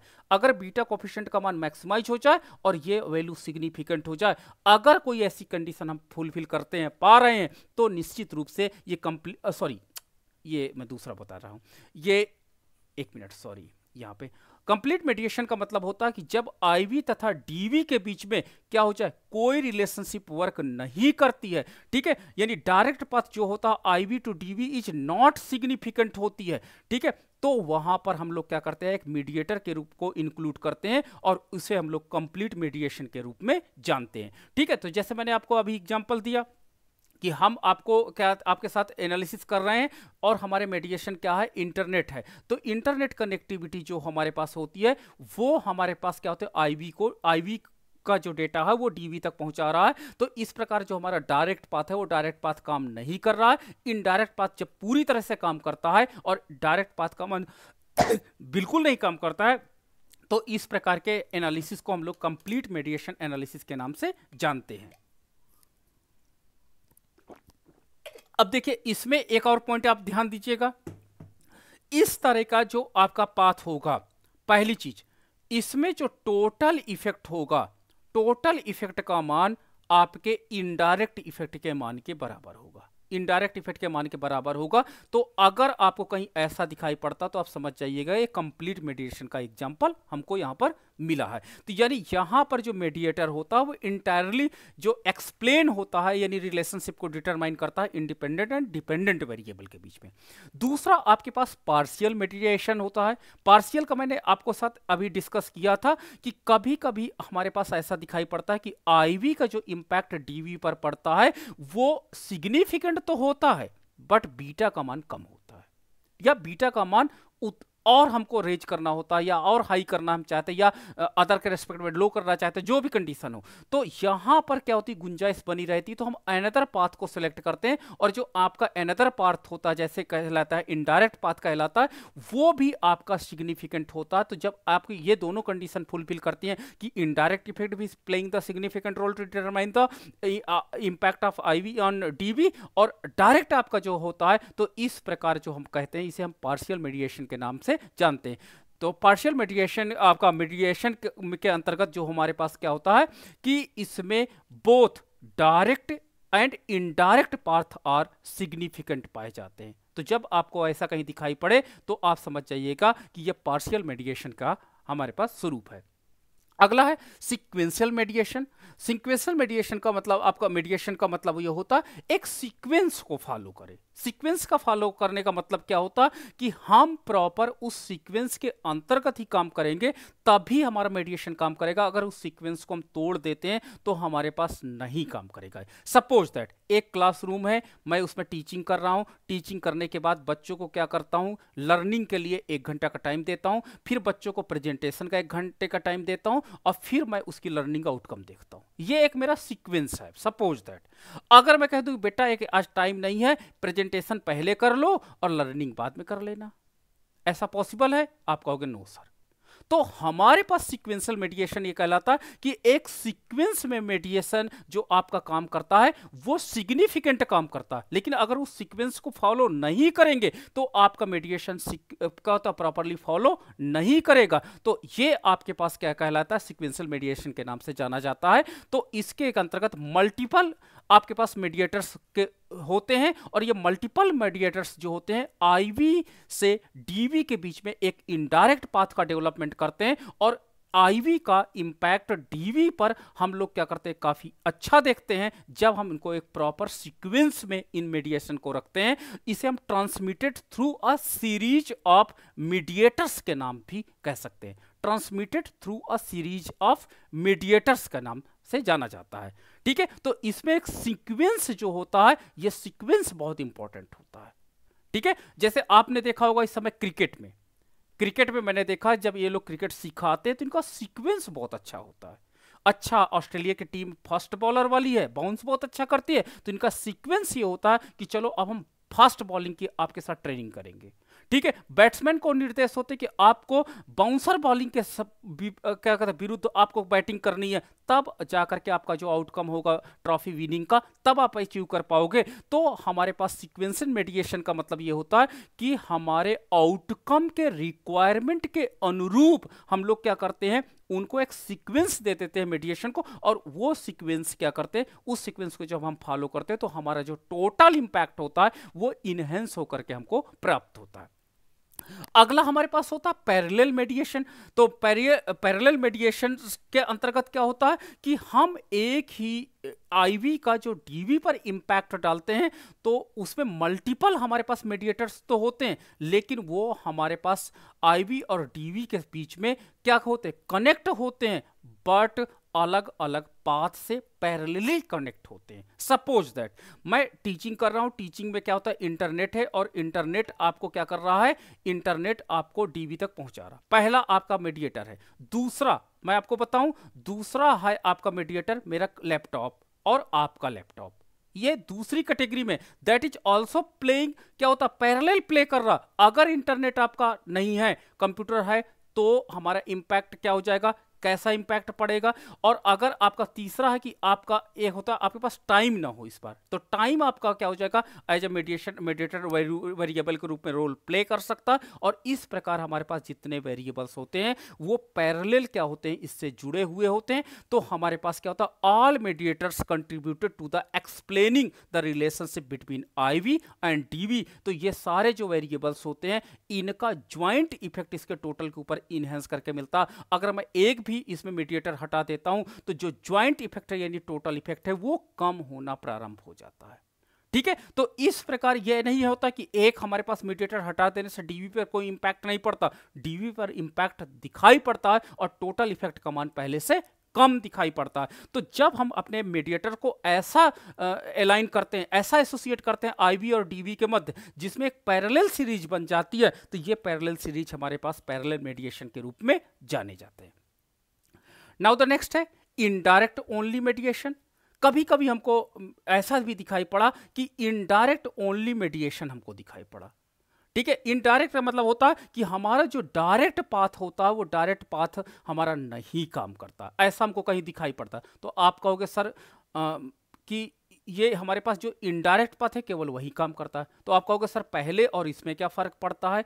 तो देखिए, इसमें जो आपके पास क्या होता है, इसका जो इनडायरेक्ट ओनली मेडिएशन का मतलब होता है indirect effects without considering the direct path. तो इसके अंतर्गत जो हमारे पास क्या होता है कि एक ऐसी कंडीशन डेवलप हो जाती है जिसके अंतर्गत हमारा डायरेक्ट पाथ काम नहीं करता है और हम इसको कंसीडर भी नहीं करते हैं और केवल इनडायरेक्ट पाथ हमारे पास ऑप्शन के रूप में बचता है। तो जब कहीं सिचुएशंस ऐसी हो जाती है तो वहां पर हम लोग क्या कहते हैं, इनडायरेक्ट ओनली मेडिएशन का नाम देते हैं, जबकि हमारे पास उसके पहले डायरेक्ट हमारे पास पाथ काम कर रहा था। लेकिन ऐसी सिचुएशंस में हम इनडायरेक्ट ओनली मेडिएशन का ही पाथ सेलेक्ट करते हैं।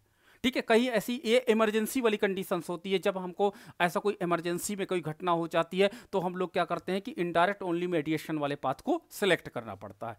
आपके पास अगला है मॉडरेट मेडिएशन।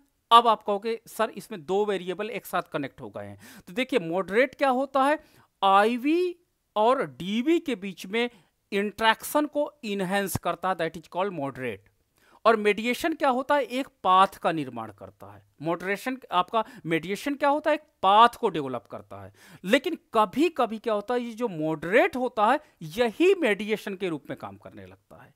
कुछ ऐसी सिचुएशंस जनरेट हो जाती है contingent on the level of moderator. कभी कभी ऐसा मॉडरेटर हमको अचानक मिल जाता है जो एज अ मीडिएशन के रूप में काम करने लगता है, तो उसे हम लोग क्या कहते हैं, मॉडरेट मीडिएशन के रूप में हम जानते हैं।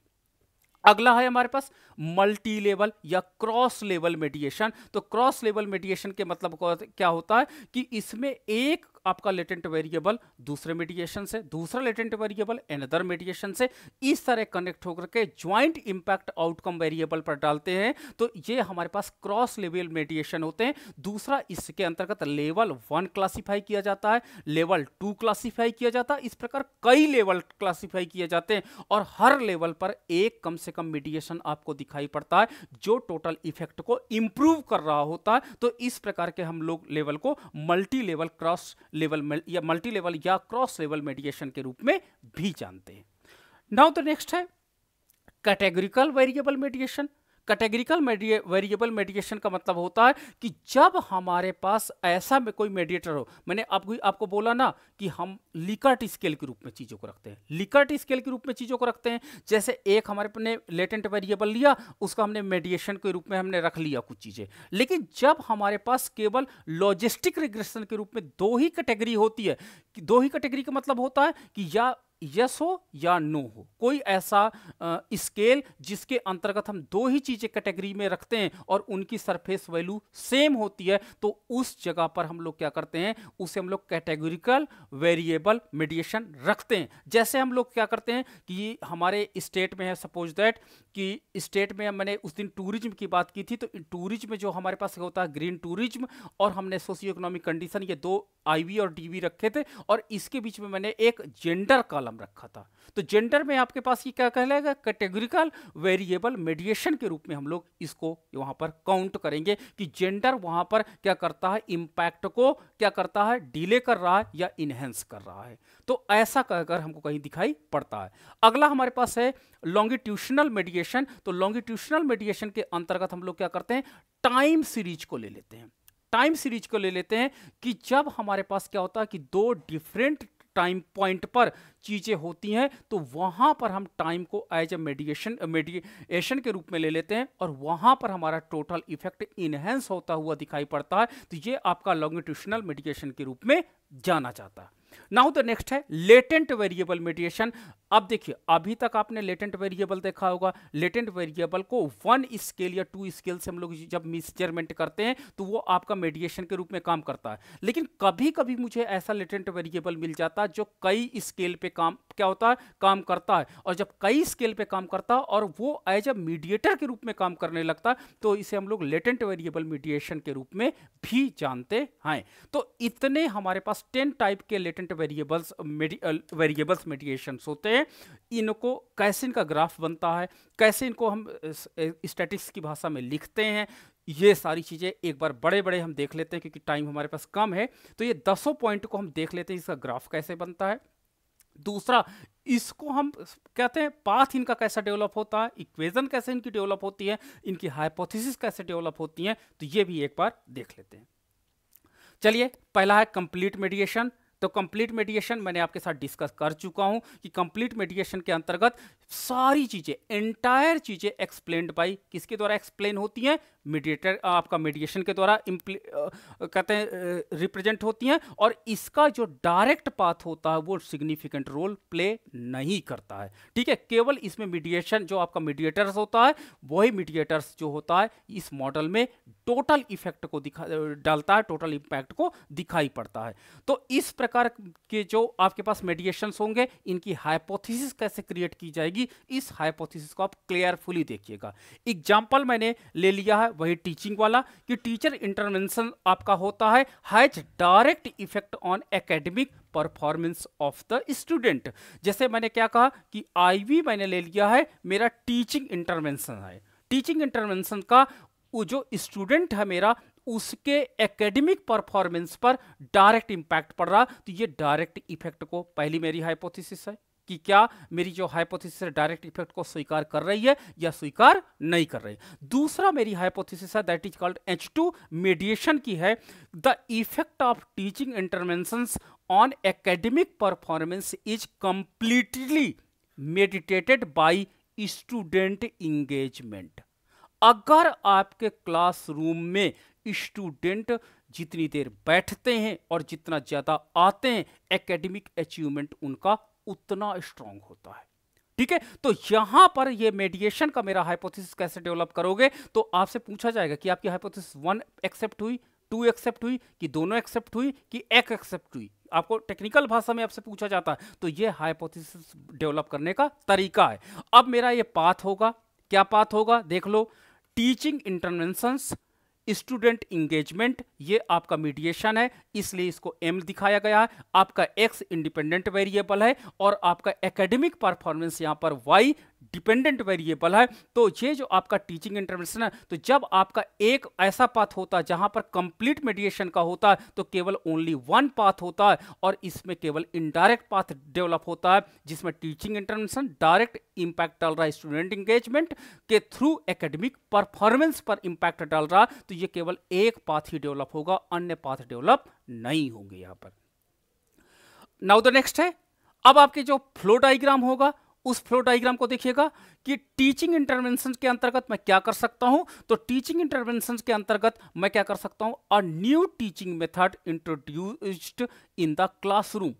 इसका इंपैक्ट मैं स्टडी करना चाहता हूं कि मैंने कोई नई टीचिंग मेथोलॉजी बनाई और उस टीचिंग मेथोलॉजी के साथ अपने क्लासरूम में काम कर रहा हूं। स्टूडेंट इंगेजमेंट के अंतर्गत एग्जांपल क्या होगा, active participation, interest in class और अटेंडेंस। इस तरह के आप क्या करते हो, मेजरमेंट स्केल को यहां पर ले सकते हो। ठीक है, मैं यहां पे ये बता रहा हूं कि स्टूडेंट इंगेजमेंट आपका एक लेटेंट वेरिएबल है, और इस लेटेंट वेरिएबल के जो मेजरमेंट स्केल होंगे वो कौन कौन से होंगे, तो active participation, interest in class, attendance. इस प्रकार के मेजर जो आपके पास इंडिकेटर्स हैं, जो हमारे पास स्टूडेंट इंगेजमेंट के साथ अलाइन करेंगे, तब हम इसको इंपैक्ट को स्टडी कर सकते हैं। लिकर्ट स्केल के माध्यम से active participation, interest in class और अटेंडेंस को हम मेजरमेंट कर सकते हैं। नाउ द नेक्स्ट है एकेडमिक परफॉर्मेंस, जिसको हम लोग डीवी कहते हैं, और एकेडमिक परफॉर्मेंस को मैंने यहां पर जो मेजरमेंट किया वो एग्जाम स्कोर से है और ग्रेड से मेजरमेंट किया है। तो इस तरह आपको मॉडल बनाने हैं, चीज़ों को सोचनी है आपको, अपने चाहे रफ सीट पे सोचिए, लेकिन इस तरह के आपके जब स्टेप्स में आप सोचेंगे तब भी आपके रिसर्च क्या होते हैं, वैलिड रिसर्च होंगे जो काफ़ी ज़्यादा पॉपुलर हो पाते हैं। नाउ द नेक्स्ट है पाथ डायग्राम। हमारे पास क्या होगा, देखो पाथ डायग्राम क्या होगा, द डायरेक्ट इफेक्ट। देखो पाथ वन, अगर मैं पाथ वन ऐसे कुछ डेवलप करता हूँ, IV जो मेरा टीचिंग इंटरवेंशन है, दूसरा आपके पास स्टूडेंट आउटकम है, तो ये आपका DV है, तो ये आपका पाथ 1 हो जाएगा। तो पाथ 1A है, ये पाथ 1A है IV से DV। तो direct effect on teaching interventions on academic performance, that is path way 1 है, और कंप्लीट मेडिकेशन के अंतर्गत ये इनसिग्निफिकेंट है। दूसरा पाथ 2B, तो 2B क्या हो जाएगा, आपका यहां पर आपका एक लेटेंट वेरिएबल है जो मीडिएशन के रूप में काम कर रहा है, और ये आपका स्टूडेंट इंगेजमेंट है। तो स्टूडेंट इंगेजमेंट है, तो ये पाथ आपके पास क्या कहलाएगा, 2B पाथ कहलाएगा। ये पॉइंट याद रखिएगा, इसी तरह आपको एक्सप्लेन करना होगा। तो path 2B, the effect of teaching interventions on student engagement. तो स्टूडेंट इंगेजमेंट पर क्या इंपैक्ट पड़ रहा है, ये सिग्निफिकेंट है या सिग्निफिकेंट नहीं है, बीटा का मान क्या है, ये चीजें यहां पे आपको एक्सप्लेन करनी पड़ेंगी।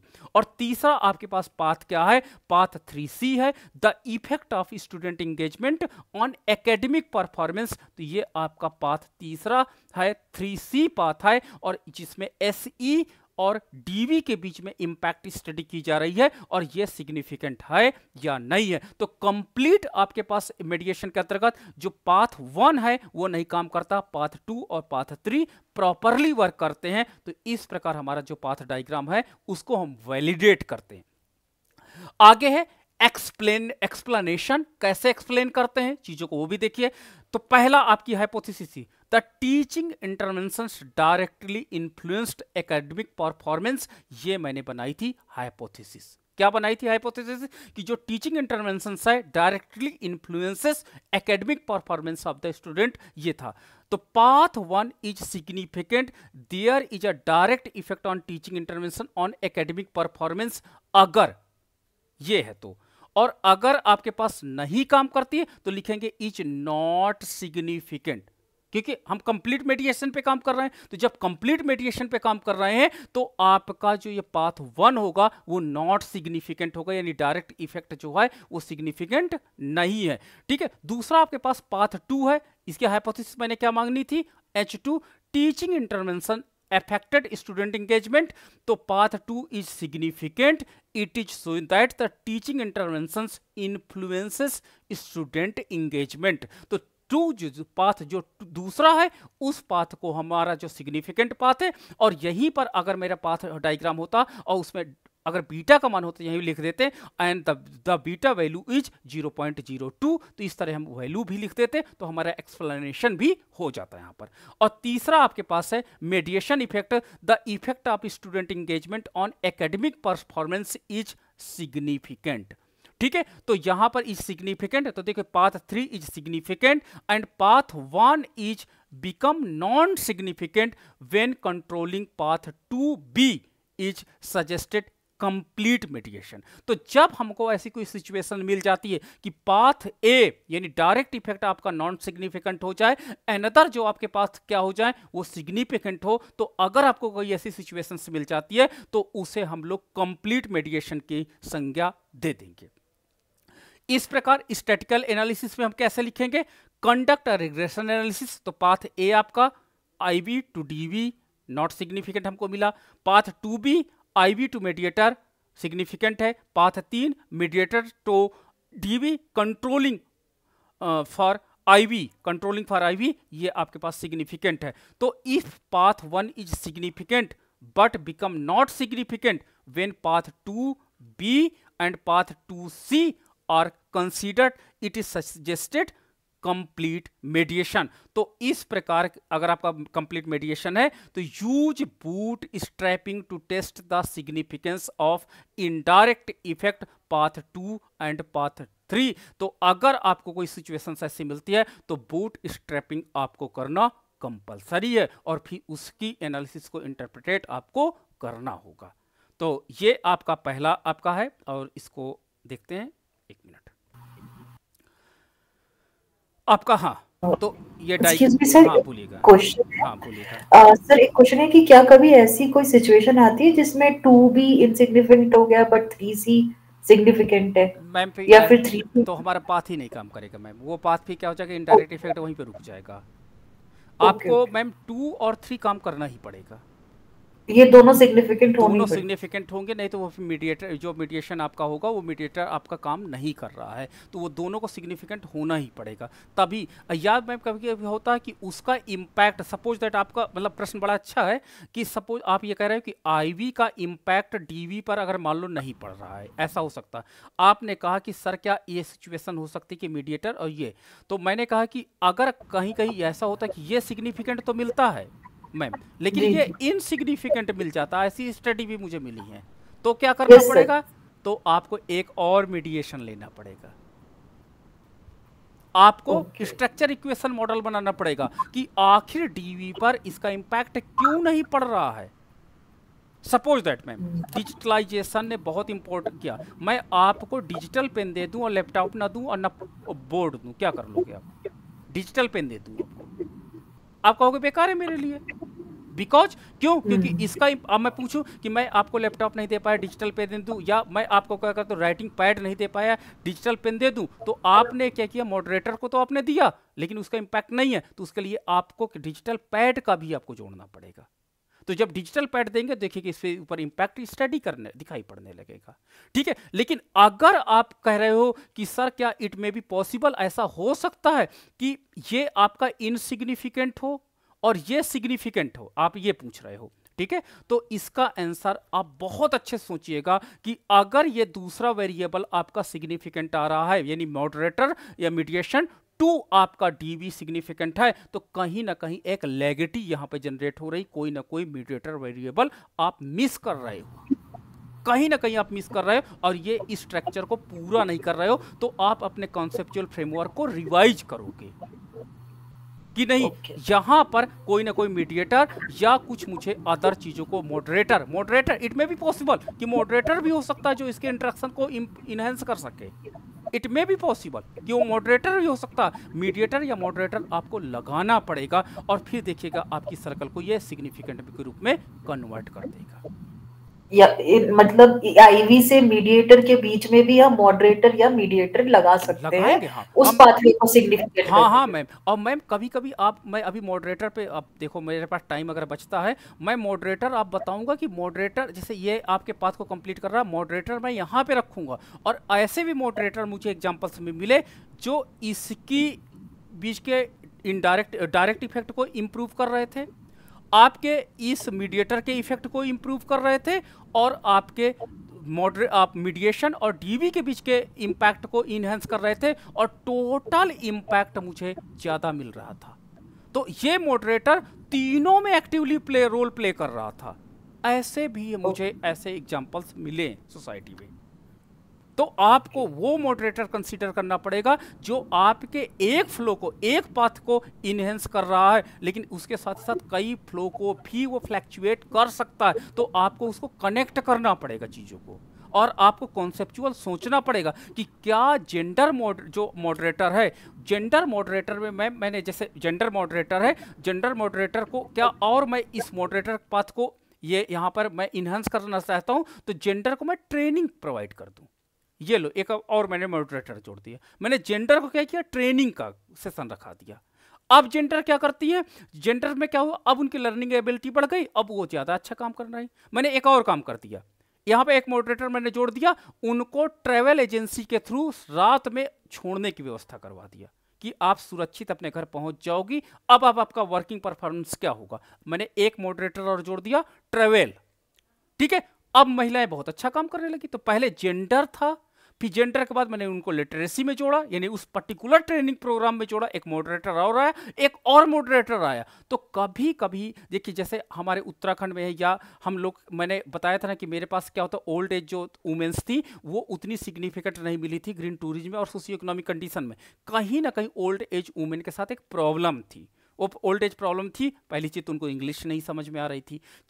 दूसरी चीज़ क्या थी कि टूरिज्म का इतना इंपॉर्टेंस कैसे बढ़ गए, इनकी उनको नॉलेज नहीं थी। तो कई ऐसी चीज़ थी जिसके कारण ये था। वही जो महिलाएं हमें भले क्या होते हैं गाँव में रहती हैं, लेकिन जिसको ये चीज़ पता है कि नहीं टूरिज्म बहुत इंपॉर्टेंट चीज़ है और इससे हमारी चीज़ें इन्हेंस कर रही, तो उनमें ये चीज़ इंप्रूव हो रही। तो हम लोग यही चीज़ गवर्नमेंट को सजेस्ट करते हैं कि अगर डिजिटल लिटरेसी इंप्रूव कर दिया जाए, ट्रांसपोर्ट कर दिया जाए, वुमेन सिक्योरिटी पर बात किया जाए, पॉलिसी में हम काफ़ी चीज़ें एज ए मॉडरेटर के रूप में, मैं बताऊँ एज ए मॉडरेटर के रूप में अगर पॉलिसी चेंजेस हो जाती है गवर्नमेंट की कि सुरक्षा के प्रोटोकॉल जारी कि रात में अगर ऐसी घटना होती है तो ये हो जाएगा, ठीक है। हम क्या करते हैं, हमारी पुलिस की गाड़ियाँ यहाँ घूमती है, मॉडरेटर का काम करते हैं। जो हमारे यहाँ पे एंटरप्रेन्योर्स होते हैं, जो हमारे वर्कर्स होते हैं, उनको पॉजिटिवली वर्क करने के लिए प्रमोट करते हैं, और देखिएगा आपका टोटल इफेक्ट में इम्पैक्ट पॉजिटिवली दिखाई पड़ेगा। ठीक है, तो वो जब मॉडरेटर एनालिसिस करेंगे तो हम आपको दिखाएंगे कि कितने प्रकार के मॉडरेटर होते हैं और एक मॉडरेटर कहाँ कहाँ पे काम कर सकता है, तो वो भी हम लोग वहाँ पर देखेंगे। नाउ तो नेक्स्ट है, यहाँ पर देखिए आईवी और डीवी का हमने रिलेशनशिप देखा, डायरेक्ट इफेक्ट है, और यहाँ पर हमने देखा इनडायरेक्ट इफेक्ट है। और इसके बाद हमने देखा कि जब आपके पास कंप्लीट मेडिएशन की बात होती है तो इसका इंपैक्ट नहीं होता, लेकिन ये आपके पास फ्लो पूरा काम करता है। और इसी के बीच में अगर आपका जो फ्लो नहीं काम करता तो हम लोग मॉडरेटर को कनेक्ट कर देते हैं, यहाँ से एक मॉडरेटर को कनेक्ट कर देते हैं। ठीक है, आपका एक मॉडरेटर हो सकता है, आपका इनडायरेक्ट पाथ में दूसरा मॉडरेटर भी हो सकता है।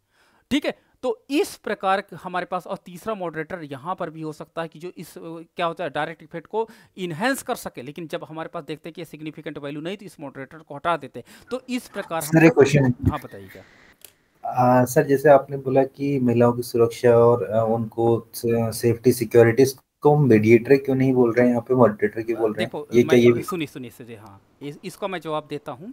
देखो जब आपके पाथ को, देखिए जब आपके पाथ में कोई वेरिएबल डायरेक्ट इन्वॉल्व ना हो, कोई वेरिएबल डायरेक्ट इन्वॉल्व ना हो, ठीक है, ये आपके दो वेरिएबल हैं, इनके बीच की कड़ी को, जैसे पॉलिसी बन गई कि महिला सुरक्षा, तो देखिए पुलिस वाले आपके बीच पे कोई इंटरफेयर नहीं करने जा रहे हैं। आपकी पूरी प्रक्रिया वैसे एज काम कर रही है। आप क्या कहते हैं, पुलिस वालों को सुरक्षा का काम है, ठीक है, वो आपको अदर वेरिएबल से दूर रख रहे हैं, तो उससे आपको कॉन्फिडेंस लेवल बढ़ता है और आप काम करते हो। तो जब कोई ऐसा वेरिएबल जो इनडायरेक्ट रूप में आपको सपोर्ट करता है तो उसे हम लोग मॉडरेटर के रूप में रखते हैं। लेकिन कोई वेरिएबल ऐसा है जो डायरेक्ट आपके साथ इन्वॉल्व होता है और उसका एक क्या होता है, भाग बनता है, जैसे ट्रेनिंग सेशन। मैं ट्रेनिंग सेशन क्या कहूंगा, इसको मीडिएटर कहूंगा, ठीक है। मीडिएटर क्यों कहूंगा, क्योंकि ट्रेनिंग सेशन के लिए आप मुंबई गए हो, ट्रेनिंग लिए हो, ट्रेनिंग लेने के बाद फिर आए हो, तो इस ट्रेनिंग सेशन में आपको फिजिकली प्रेजेंट रहना पड़ा, तो ये आपको डायरेक्ट इन्वॉल्व होना पड़ा। तो कोई ऐसा वेरिएबल जिसमें हम डायरेक्टली आप इन्वॉल्व होते हो और इन्वॉल्व होने के बाद आपकी एक्टिविटी इंप्रूव करती है, तो वो आपका मीडिएटर होता है। और मॉडरेटर वो होता है जो इनडायरेक्टली आपको सपोर्ट करे, ठीक है, इनडायरेक्टली आपको सपोर्ट करे और आपके रिएक्शन को, डायरेक्ट फ्लो को बाधित ना करे, तो उसे हम लोग क्या कहते हैं, मॉडरेटर की संज्ञा देते हैं, ठीक है। Okay sir, thank you. हाँ, तो चलिए आगे बढ़ते हैं। ये आपका एक फ्लो देख सकते हो, ये आपका कंप्लीट मेडिएशन का है, जो डायरेक्ट इंपैक्ट को नेग्लेक्ट कर रहा है और आपके पास इनडायरेक्ट इंपैक्ट को स्वीकार कर रहा है, तो ये आपका कंप्लीट मेडिएशन के रूप में जाना जाता है। जबकि नीचे वाला जो आपका है, ये आपके पास पार्शियल मेडिएशन का है, क्योंकि अगर इनकी वैल्यू सिग्निफिकेंट है और यहाँ पर वैल्यू सिग्निफिकेंट है तो हमारे पास पार्शियल होगा। तो आपका यहाँ पर देख सकते हो कि जो आपका कंप्लीट मेडिएशन होता है वो आपका डायरेक्ट इफेक्ट वहाँ पर जीरो कर देता, सीधा मतलब जीरो कर देना होता है। नाउ द नेक्स्ट है पार्शियल मेडिएशन। आपको मैंने अभी डिस्कस किया कि पार्शियल के अंतर्गत आपके जितने वेरिएबल्स होते हैं, चाहे वो डायरेक्ट इफेक्ट हो चाहे इनडायरेक्ट इफेक्ट हो, आपका इनडायरेक्ट इफेक्ट के अंतर्गत IV2 मीडिएटर और मीडिएटर 2 आपका DV, ये तीनों सिग्निफिकेंट एक्टिवली रोल प्ले करते हैं। तो जब आपको कहीं ऐसी सिचुएशंस दिखाई पड़ेगी तो आप कहोगे ये पार्शियल मेडिएशन का रूप है। अब पार्शियल मेडिएशन के अंतर्गत both direct and indirect path are significant होते हैं। Now the next, the mediators account for some but not all for the relationship between IV and DV। तो IV और DV के बीच में जो पार्शियल मेडिएशन होता है वो कुछ यहाँ पर सिग्निफिकेंट रोल अदा करता है और कुछ टोटल रोल इंप्रूव हो जाता है विद द हेल्प ऑफ आपका मेडिएटर। तो ऐसा आपको अगर कहीं दिखाई पड़ता है तो वो पार्शियल मेडिएशन का रूप माना जाता है। नाउ द नेक्स्ट, इसमें देख सकते हैं कि जो पार्शियल होता है उसके अंतर्गत ये आपका एक पाथ कंप्लीट है और इस पाथ के अंतर्गत अगर आपके पास बीटा का मान 0.6 है और यहाँ पर बीटा का मान 3 है, यहाँ पर बीटा का मान 2 है और ये तीनों वैल्यू क्या है, सिग्निफिकेंट है, ठीक है, तीनों वैल्यू सिग्निफिकेंट है। और डायरेक्ट इफेक्ट के अंतर्गत अगर मैं कह दूं कि 0.6 है और इनडायरेक्ट इफेक्ट ये दोनों को मिला के मैं कह दूं 0.65 है, तो हम कहेंगे टोटल इफेक्ट इंप्रूव कर रहा है। तो यहां पर क्या हो जाएगा, आपका पार्शियल इफेक्ट एक्सेप्टेड है। नाउ द नेक्स्ट है, इसकी हाइपोथेसिस हम लोग कैसे बनाते हैं। देखो, इसकी हाइपोथेसिस हम लोग जब डेवलप करते हैं तो डायरेक्ट इफेक्ट की, teaching interventions has a direct effect on academic performance. तो ये पहली हाइपोथेसिस हो गई। दूसरी हाइपोथेसिस मेडिएशन की बनाएंगे, the effect of teaching interventions on the academic performance is partially क्या कहते हैं, मेडिटेटेड बाय स्टूडेंट इंगेजमेंट। तो आपका जो फ्लो डायग्राम बनेगा वो टीचिंग इंटरवेंशंस, स्टूडेंट इंगेजमेंट और एकेडमिक परफॉर्मेंस, इस आपके पास फ्लो डायग्राम के साथ हम काम करेंगे। और आपके पास जो स्टेप्स होंगे, स्टेप में देखिए टीचिंग इंटरवेंशन के अंतर्गत मैं न्यू टेक्नोलॉजी को एक्सेप्ट कर रहा हूं। एक मिनट, लैपटॉप के मुझे चार्जिंग पॉइंट लगाना पड़ेगा।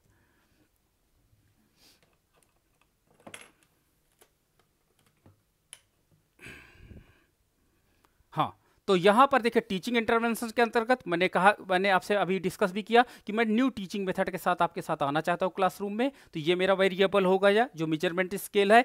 स्टूडेंट इंगेजमेंट के अंतर्गत मैंने active participation, interest in class और अटेंडेंस को मैंने मेजरमेंट किया। जो तीन आपके पास मैंने तीन यहाँ पर लेटेंट वेरिएबल, जो आपका स्टूडेंट इंगेजमेंट लेटेंट वेरिएबल है उसके इंडिकेटर्स को यहाँ पर यूज किया। और तीसरा है एकेडमिक परफॉर्मेंस, तो एग्जाम स्कोर और ग्रेड्स को मैंने यहाँ पे कैलकुलेट किया।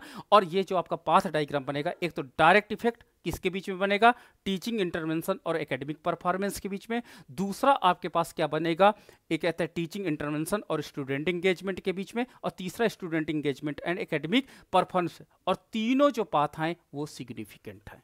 तो आपका ये पार्शियल मेडिएशन का रूप में जाना जाएगा। तो ये देखिए डायरेक्ट इफेक्ट है पाथ 1, इससे इसकी लैंग्वेज जो होगी पाथ 1 की वही सेम लैंग्वेज जो पीछे मैंने आपके साथ यूज किया है, और इसको आपको टेस्ट करके दिखाना पड़ेगा, और लास्ट में आपको रिजल्ट कुछ ऐसे लिखने पड़ेंगे। ये देखिए रिजल्ट हैं जो लिखने पड़ेंगे कि if path 1 is significant there is direct effect, if path 2B and path 2C are significant there is evidence of mediation, यानी मेडिएशन आपका काम कर रहा है। तो यहाँ पर आपको बूट स्ट्रैपिंग टेस्ट को यूज करना पड़ेगा, किसके लिए? पाथ 2 और पाथ 3 के लिए। और इस प्रकार कैलकुलेशन द प्रोपोर्शन ऑफ मेडिएशन, कि मेडिएशन का प्रोपोर्शनेट कितना है, तो फार्मूला आपका यूज करना पड़ेगा proportion mediation equal to path 2 into path 3 upon total effect, जो आपका आएगा। तो इस फार्मूले से आप इसको क्या करेंगे, प्रोपोर्शन ऑफ द मेडिएशन भी कैलकुलेट कर सकते हैं। अब आपका है सीक्वेंशियल मेडिएशन। मैंने आपके बात बताया था कि मल्टीपल मेडिएशन, इसमें मेडिएटर्स होते हैं जो एक प्रॉपर सीक्वेंस से काम करते हैं। अगर ये सीक्वेंस आप तोड़ दोगे तो ये सीक्वेंस तोड़ते ही आपका जो इम्पैक्ट है, टोटल इम्पैक्ट, वो प्रभावित हो जाएगा। तो इसी सीक्वेंस में आपको एक प्रॉपर सीक्वेंस के अंतर्गत काम करना पड़ता है। तो जब आपको कुछ ऐसा मेडिएशन होता है कि एक प्रॉपर सीक्वेंस में ही वो कंट्रीब्यूट कर पाते हैं, अनदर आप सीक्वेंस में इनका कंट्रीब्यूशन रोल कम हो जाता है या जीरो भी हो सकता है, तो वो आपका सीक्वेंशियल मेडिएशन के रूप में जाना जाता है। और सीक्वेंशियल मेडिएशन के रूप में जैसे आपका सीक्वेंशियल है स्टूडेंट इंगेजमेंट के साथ हैबिट्स, स्टडी हैबिट्स, मेरे क्लास में चाहे जितने बच्चे आए, लेकिन अगर उनकी पढ़ने की आदत नहीं है तो मेरे जो आपका आउटपुट है, यानी जो क्लास परफॉर्मेंस है, वो वीक रहेगा।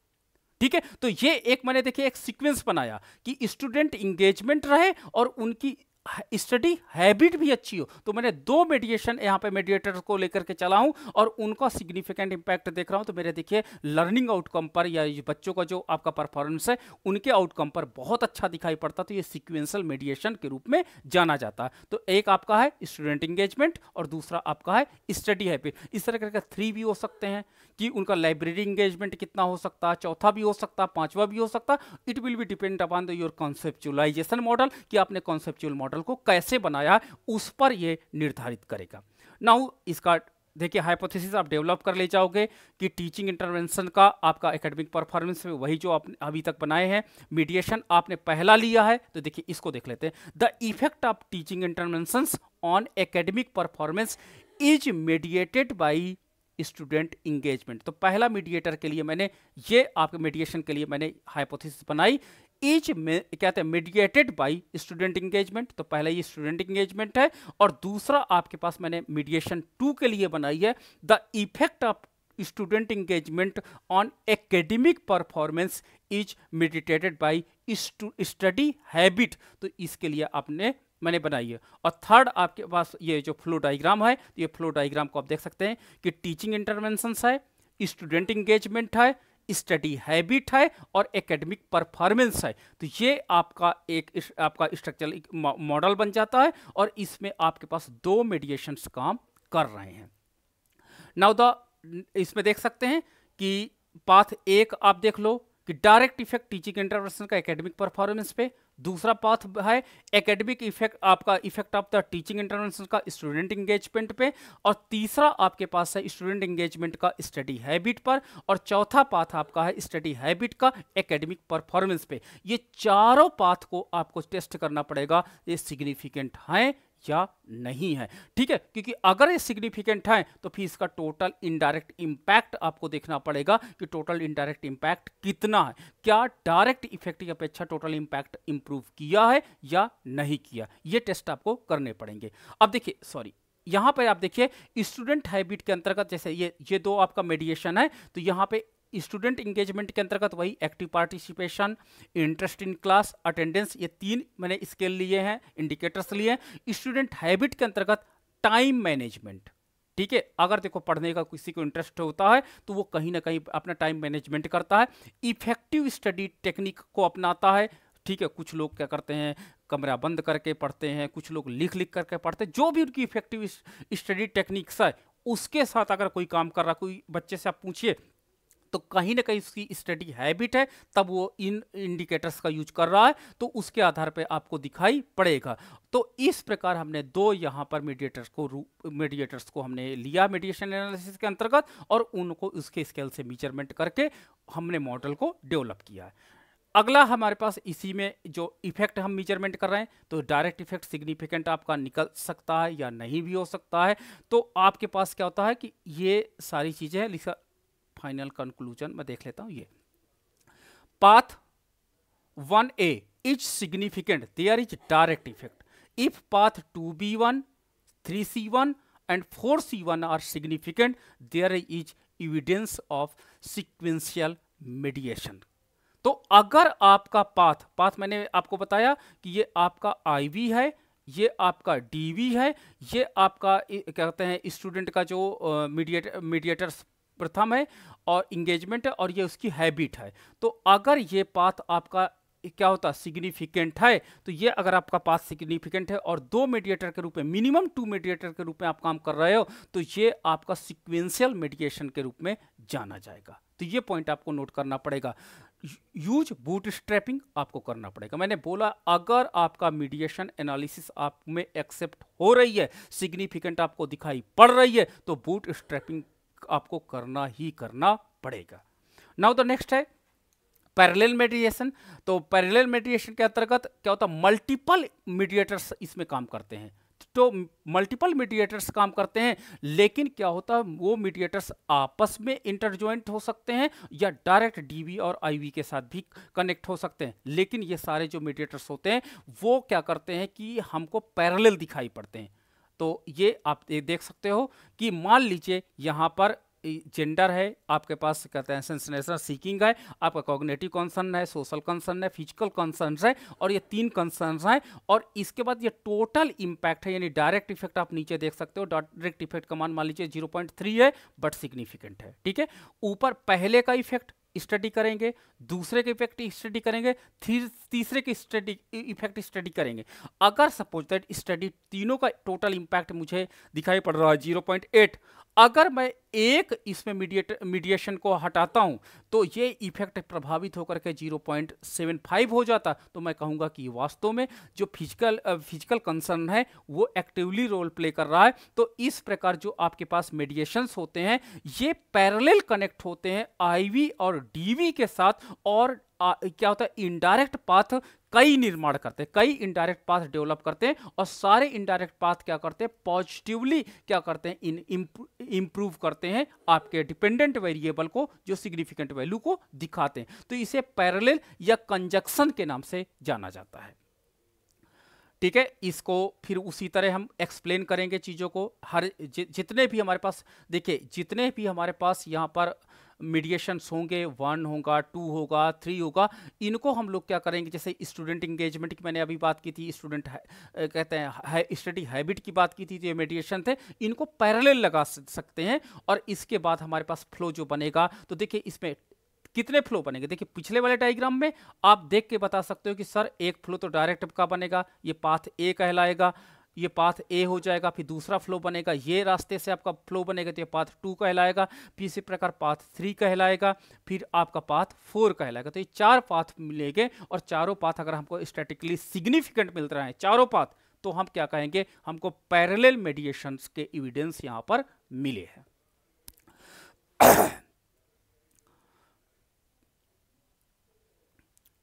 नाउ द नेक्स्ट है आपका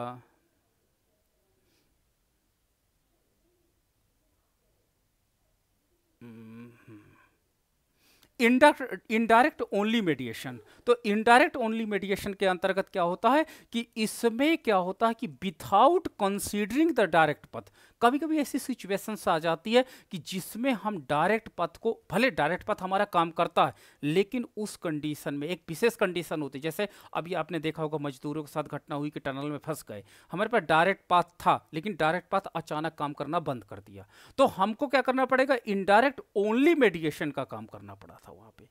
ठीक है। तो हमारे पास किसी कारण से विदाउट कंसिडरिंग, देखिए साफ साफ लिखा कि जो हमारे पास क्या होता है कि इनडायरेक्ट पाथ पर ही हम लोग काम करते हैं, डायरेक्ट पाथ पे हम काम नहीं करते हैं। तो इस तरह की अगर सिचुएशंस कहीं दिखाई पड़ती है तो हमें इसे इनडायरेक्ट ओनली मेडिएशन की संज्ञा देते हैं। इसमें हम लोग क्या करते हैं कि जो हमारे पास मेडिएशंस होते हैं वो हम लोग स्लोली इसमें क्या करते हैं, देखते हैं कि वो जो आपका रिलेशनशिप है वो सिग्निफिकेंट है या नहीं सिग्निफिकेंट है, तो इसकी स्टडी इसमें की जाती है।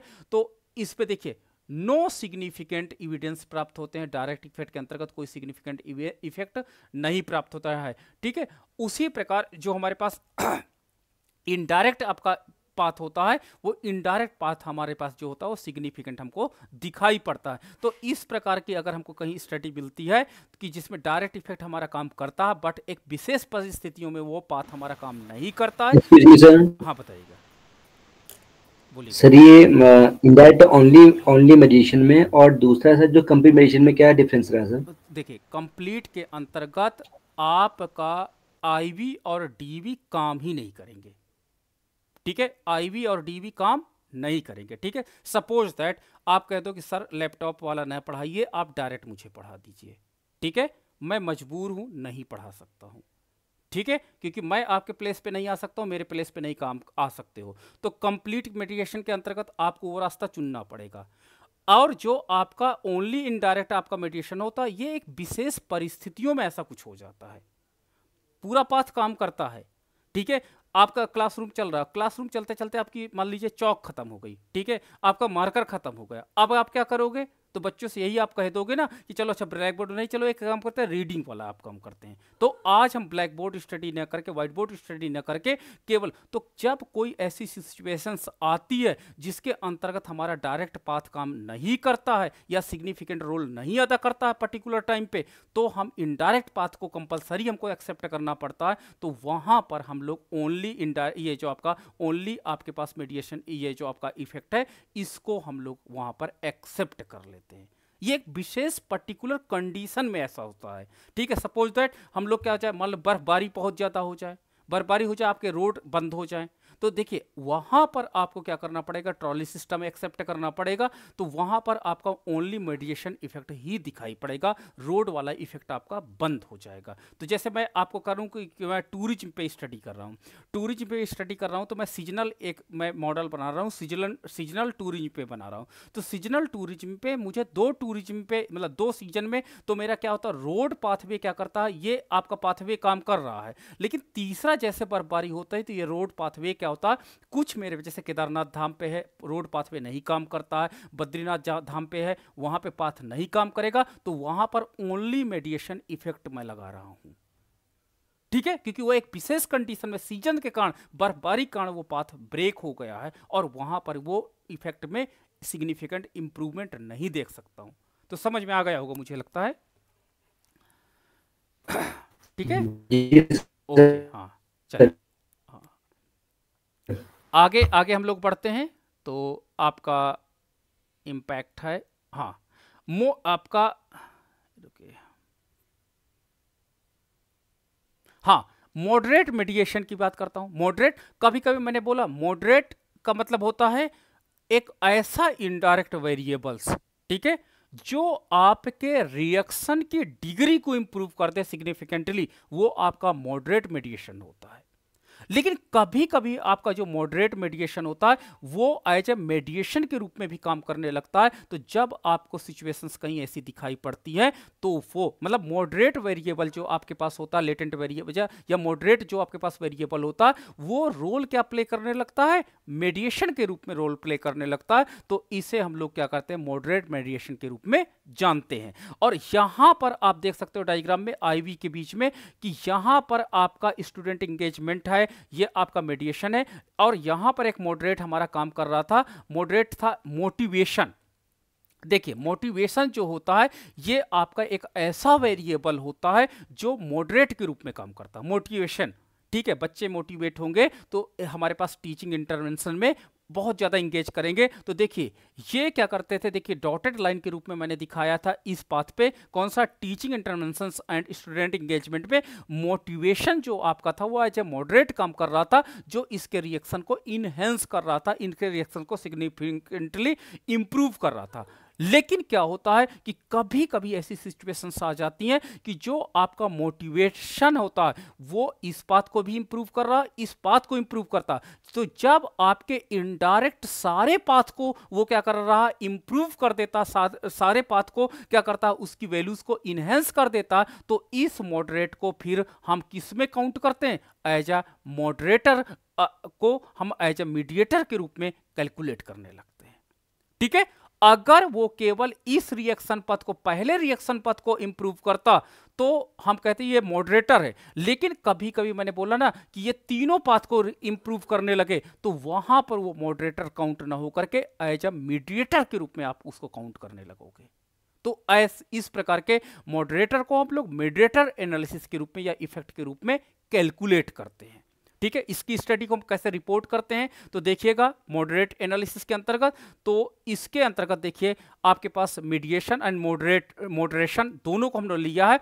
तो देखिए यहां पर आपके पास academic performance is mediated by student engagement, ये पहले मैंने लेके चले थे। इसके साथ ही साथ देखिए कि यहां पर स्टूडेंट मोटिवेशन है जो मॉडरेशन है, ना कि मेडिएशन है। लेकिन ये हमारे दोनों पाथ को, यानी जो इनडायरेक्ट पाथ है वो सारे पाथ को इनहेंस करने लगा है, इंप्रूव करने लगा, इन्फ्लुएंस करने लगा है। इसलिए इस मॉडरेटर को हम एज अ मीडिएशन के रूप में कैलकुलेट करने लगते हैं। ठीक है, इसका फ्लो डायग्राम कैसे बनता है, इसका फ्लो डायग्राम है teaching interventions to student engagement, M academic performance with moderator student motivation. इस तरह हम इस फ्लो को बनाते हैं। यानी ये वेरिएबल आपका देखिए इस डायरेक्ट पाथ में, इनडायरेक्ट पाथ में कहीं सम्मिलित नहीं हुआ, क्योंकि ये हमारे पास क्या है, मॉडरेशन के रूप में हम लोगों ने इसको एक्सेप्ट किया है। लेकिन आगे चल करके जब ये आपका पाथ जब हम लोग टेस्ट करते हैं, ठीक है, और आपका मॉडरेशन है जैसे स्टूडेंट मोटिवेशन, तो इसके अंतर्गत हमने काउंट किया था जो आपके पास कहते हैं स्केल हमने डेवलप किया था, लेवल ऑफ मोटिवेशन कहते हैं, इनरिचनेस कहते हैं, इंटरेस्टनेस आपका और मोटिवेशन के रूप में हमने यहाँ पे कैलकुलेट किया था। अब जो हमारा जो पाथ बनता है, ये 4 पाथ हमारे पास डेवलप होते हैं। तो 4 पाथ में आप देख सकते हो कि आपके पास क्या होता है, मॉडरेशन के 2 पाथ हमको एक्स्ट्रा डेवलप होकर के आ जाते हैं। तो ये क्या 2 पाथ जो होते हैं ये स्टैटिकली सिग्निफिकेंट हैं या नहीं है, इनको भी हमको टेस्ट करने पड़ते हैं। और जब हमको ऐसा कहीं दिखाई पड़ता है कि नहीं ये सिग्निफिकेंट रोल प्ले कर रहे हैं, हम अपनी रिपोर्ट में देख सकते हैं कि ई path 1 and 2 are significant and path 3 and 4E are significant। यानी जितने मेरे पाथ डेवलप हुए हैं with the help of moderator, उन पाथ को भी हम जब इंक्लूड करते हैं तो हमारे पास क्या कहलाता है, ये हमारे पास क्या कहता है, मॉडरेट मेडिएशन के रूप में कैलकुलेट होते हैं। ठीक है, और यहां पर हम लोग क्या करते हैं कि यहां पर जो हमारे पास मॉडरेट मेडिएशन के रूप में जब कैलकुलेट हो जाते हैं तो हम लोग क्या करते हैं कि इसको एज अ मीडिएशन के रूप में हम अपनी एनालिसिस का पार्ट बना देते हैं। ठीक है, अब आगे आपके पास है मल्टी लेवल क्रॉस लेवल मेडिएशन। तो इसमें लेवल हम लोग चेंज कर देते हैं।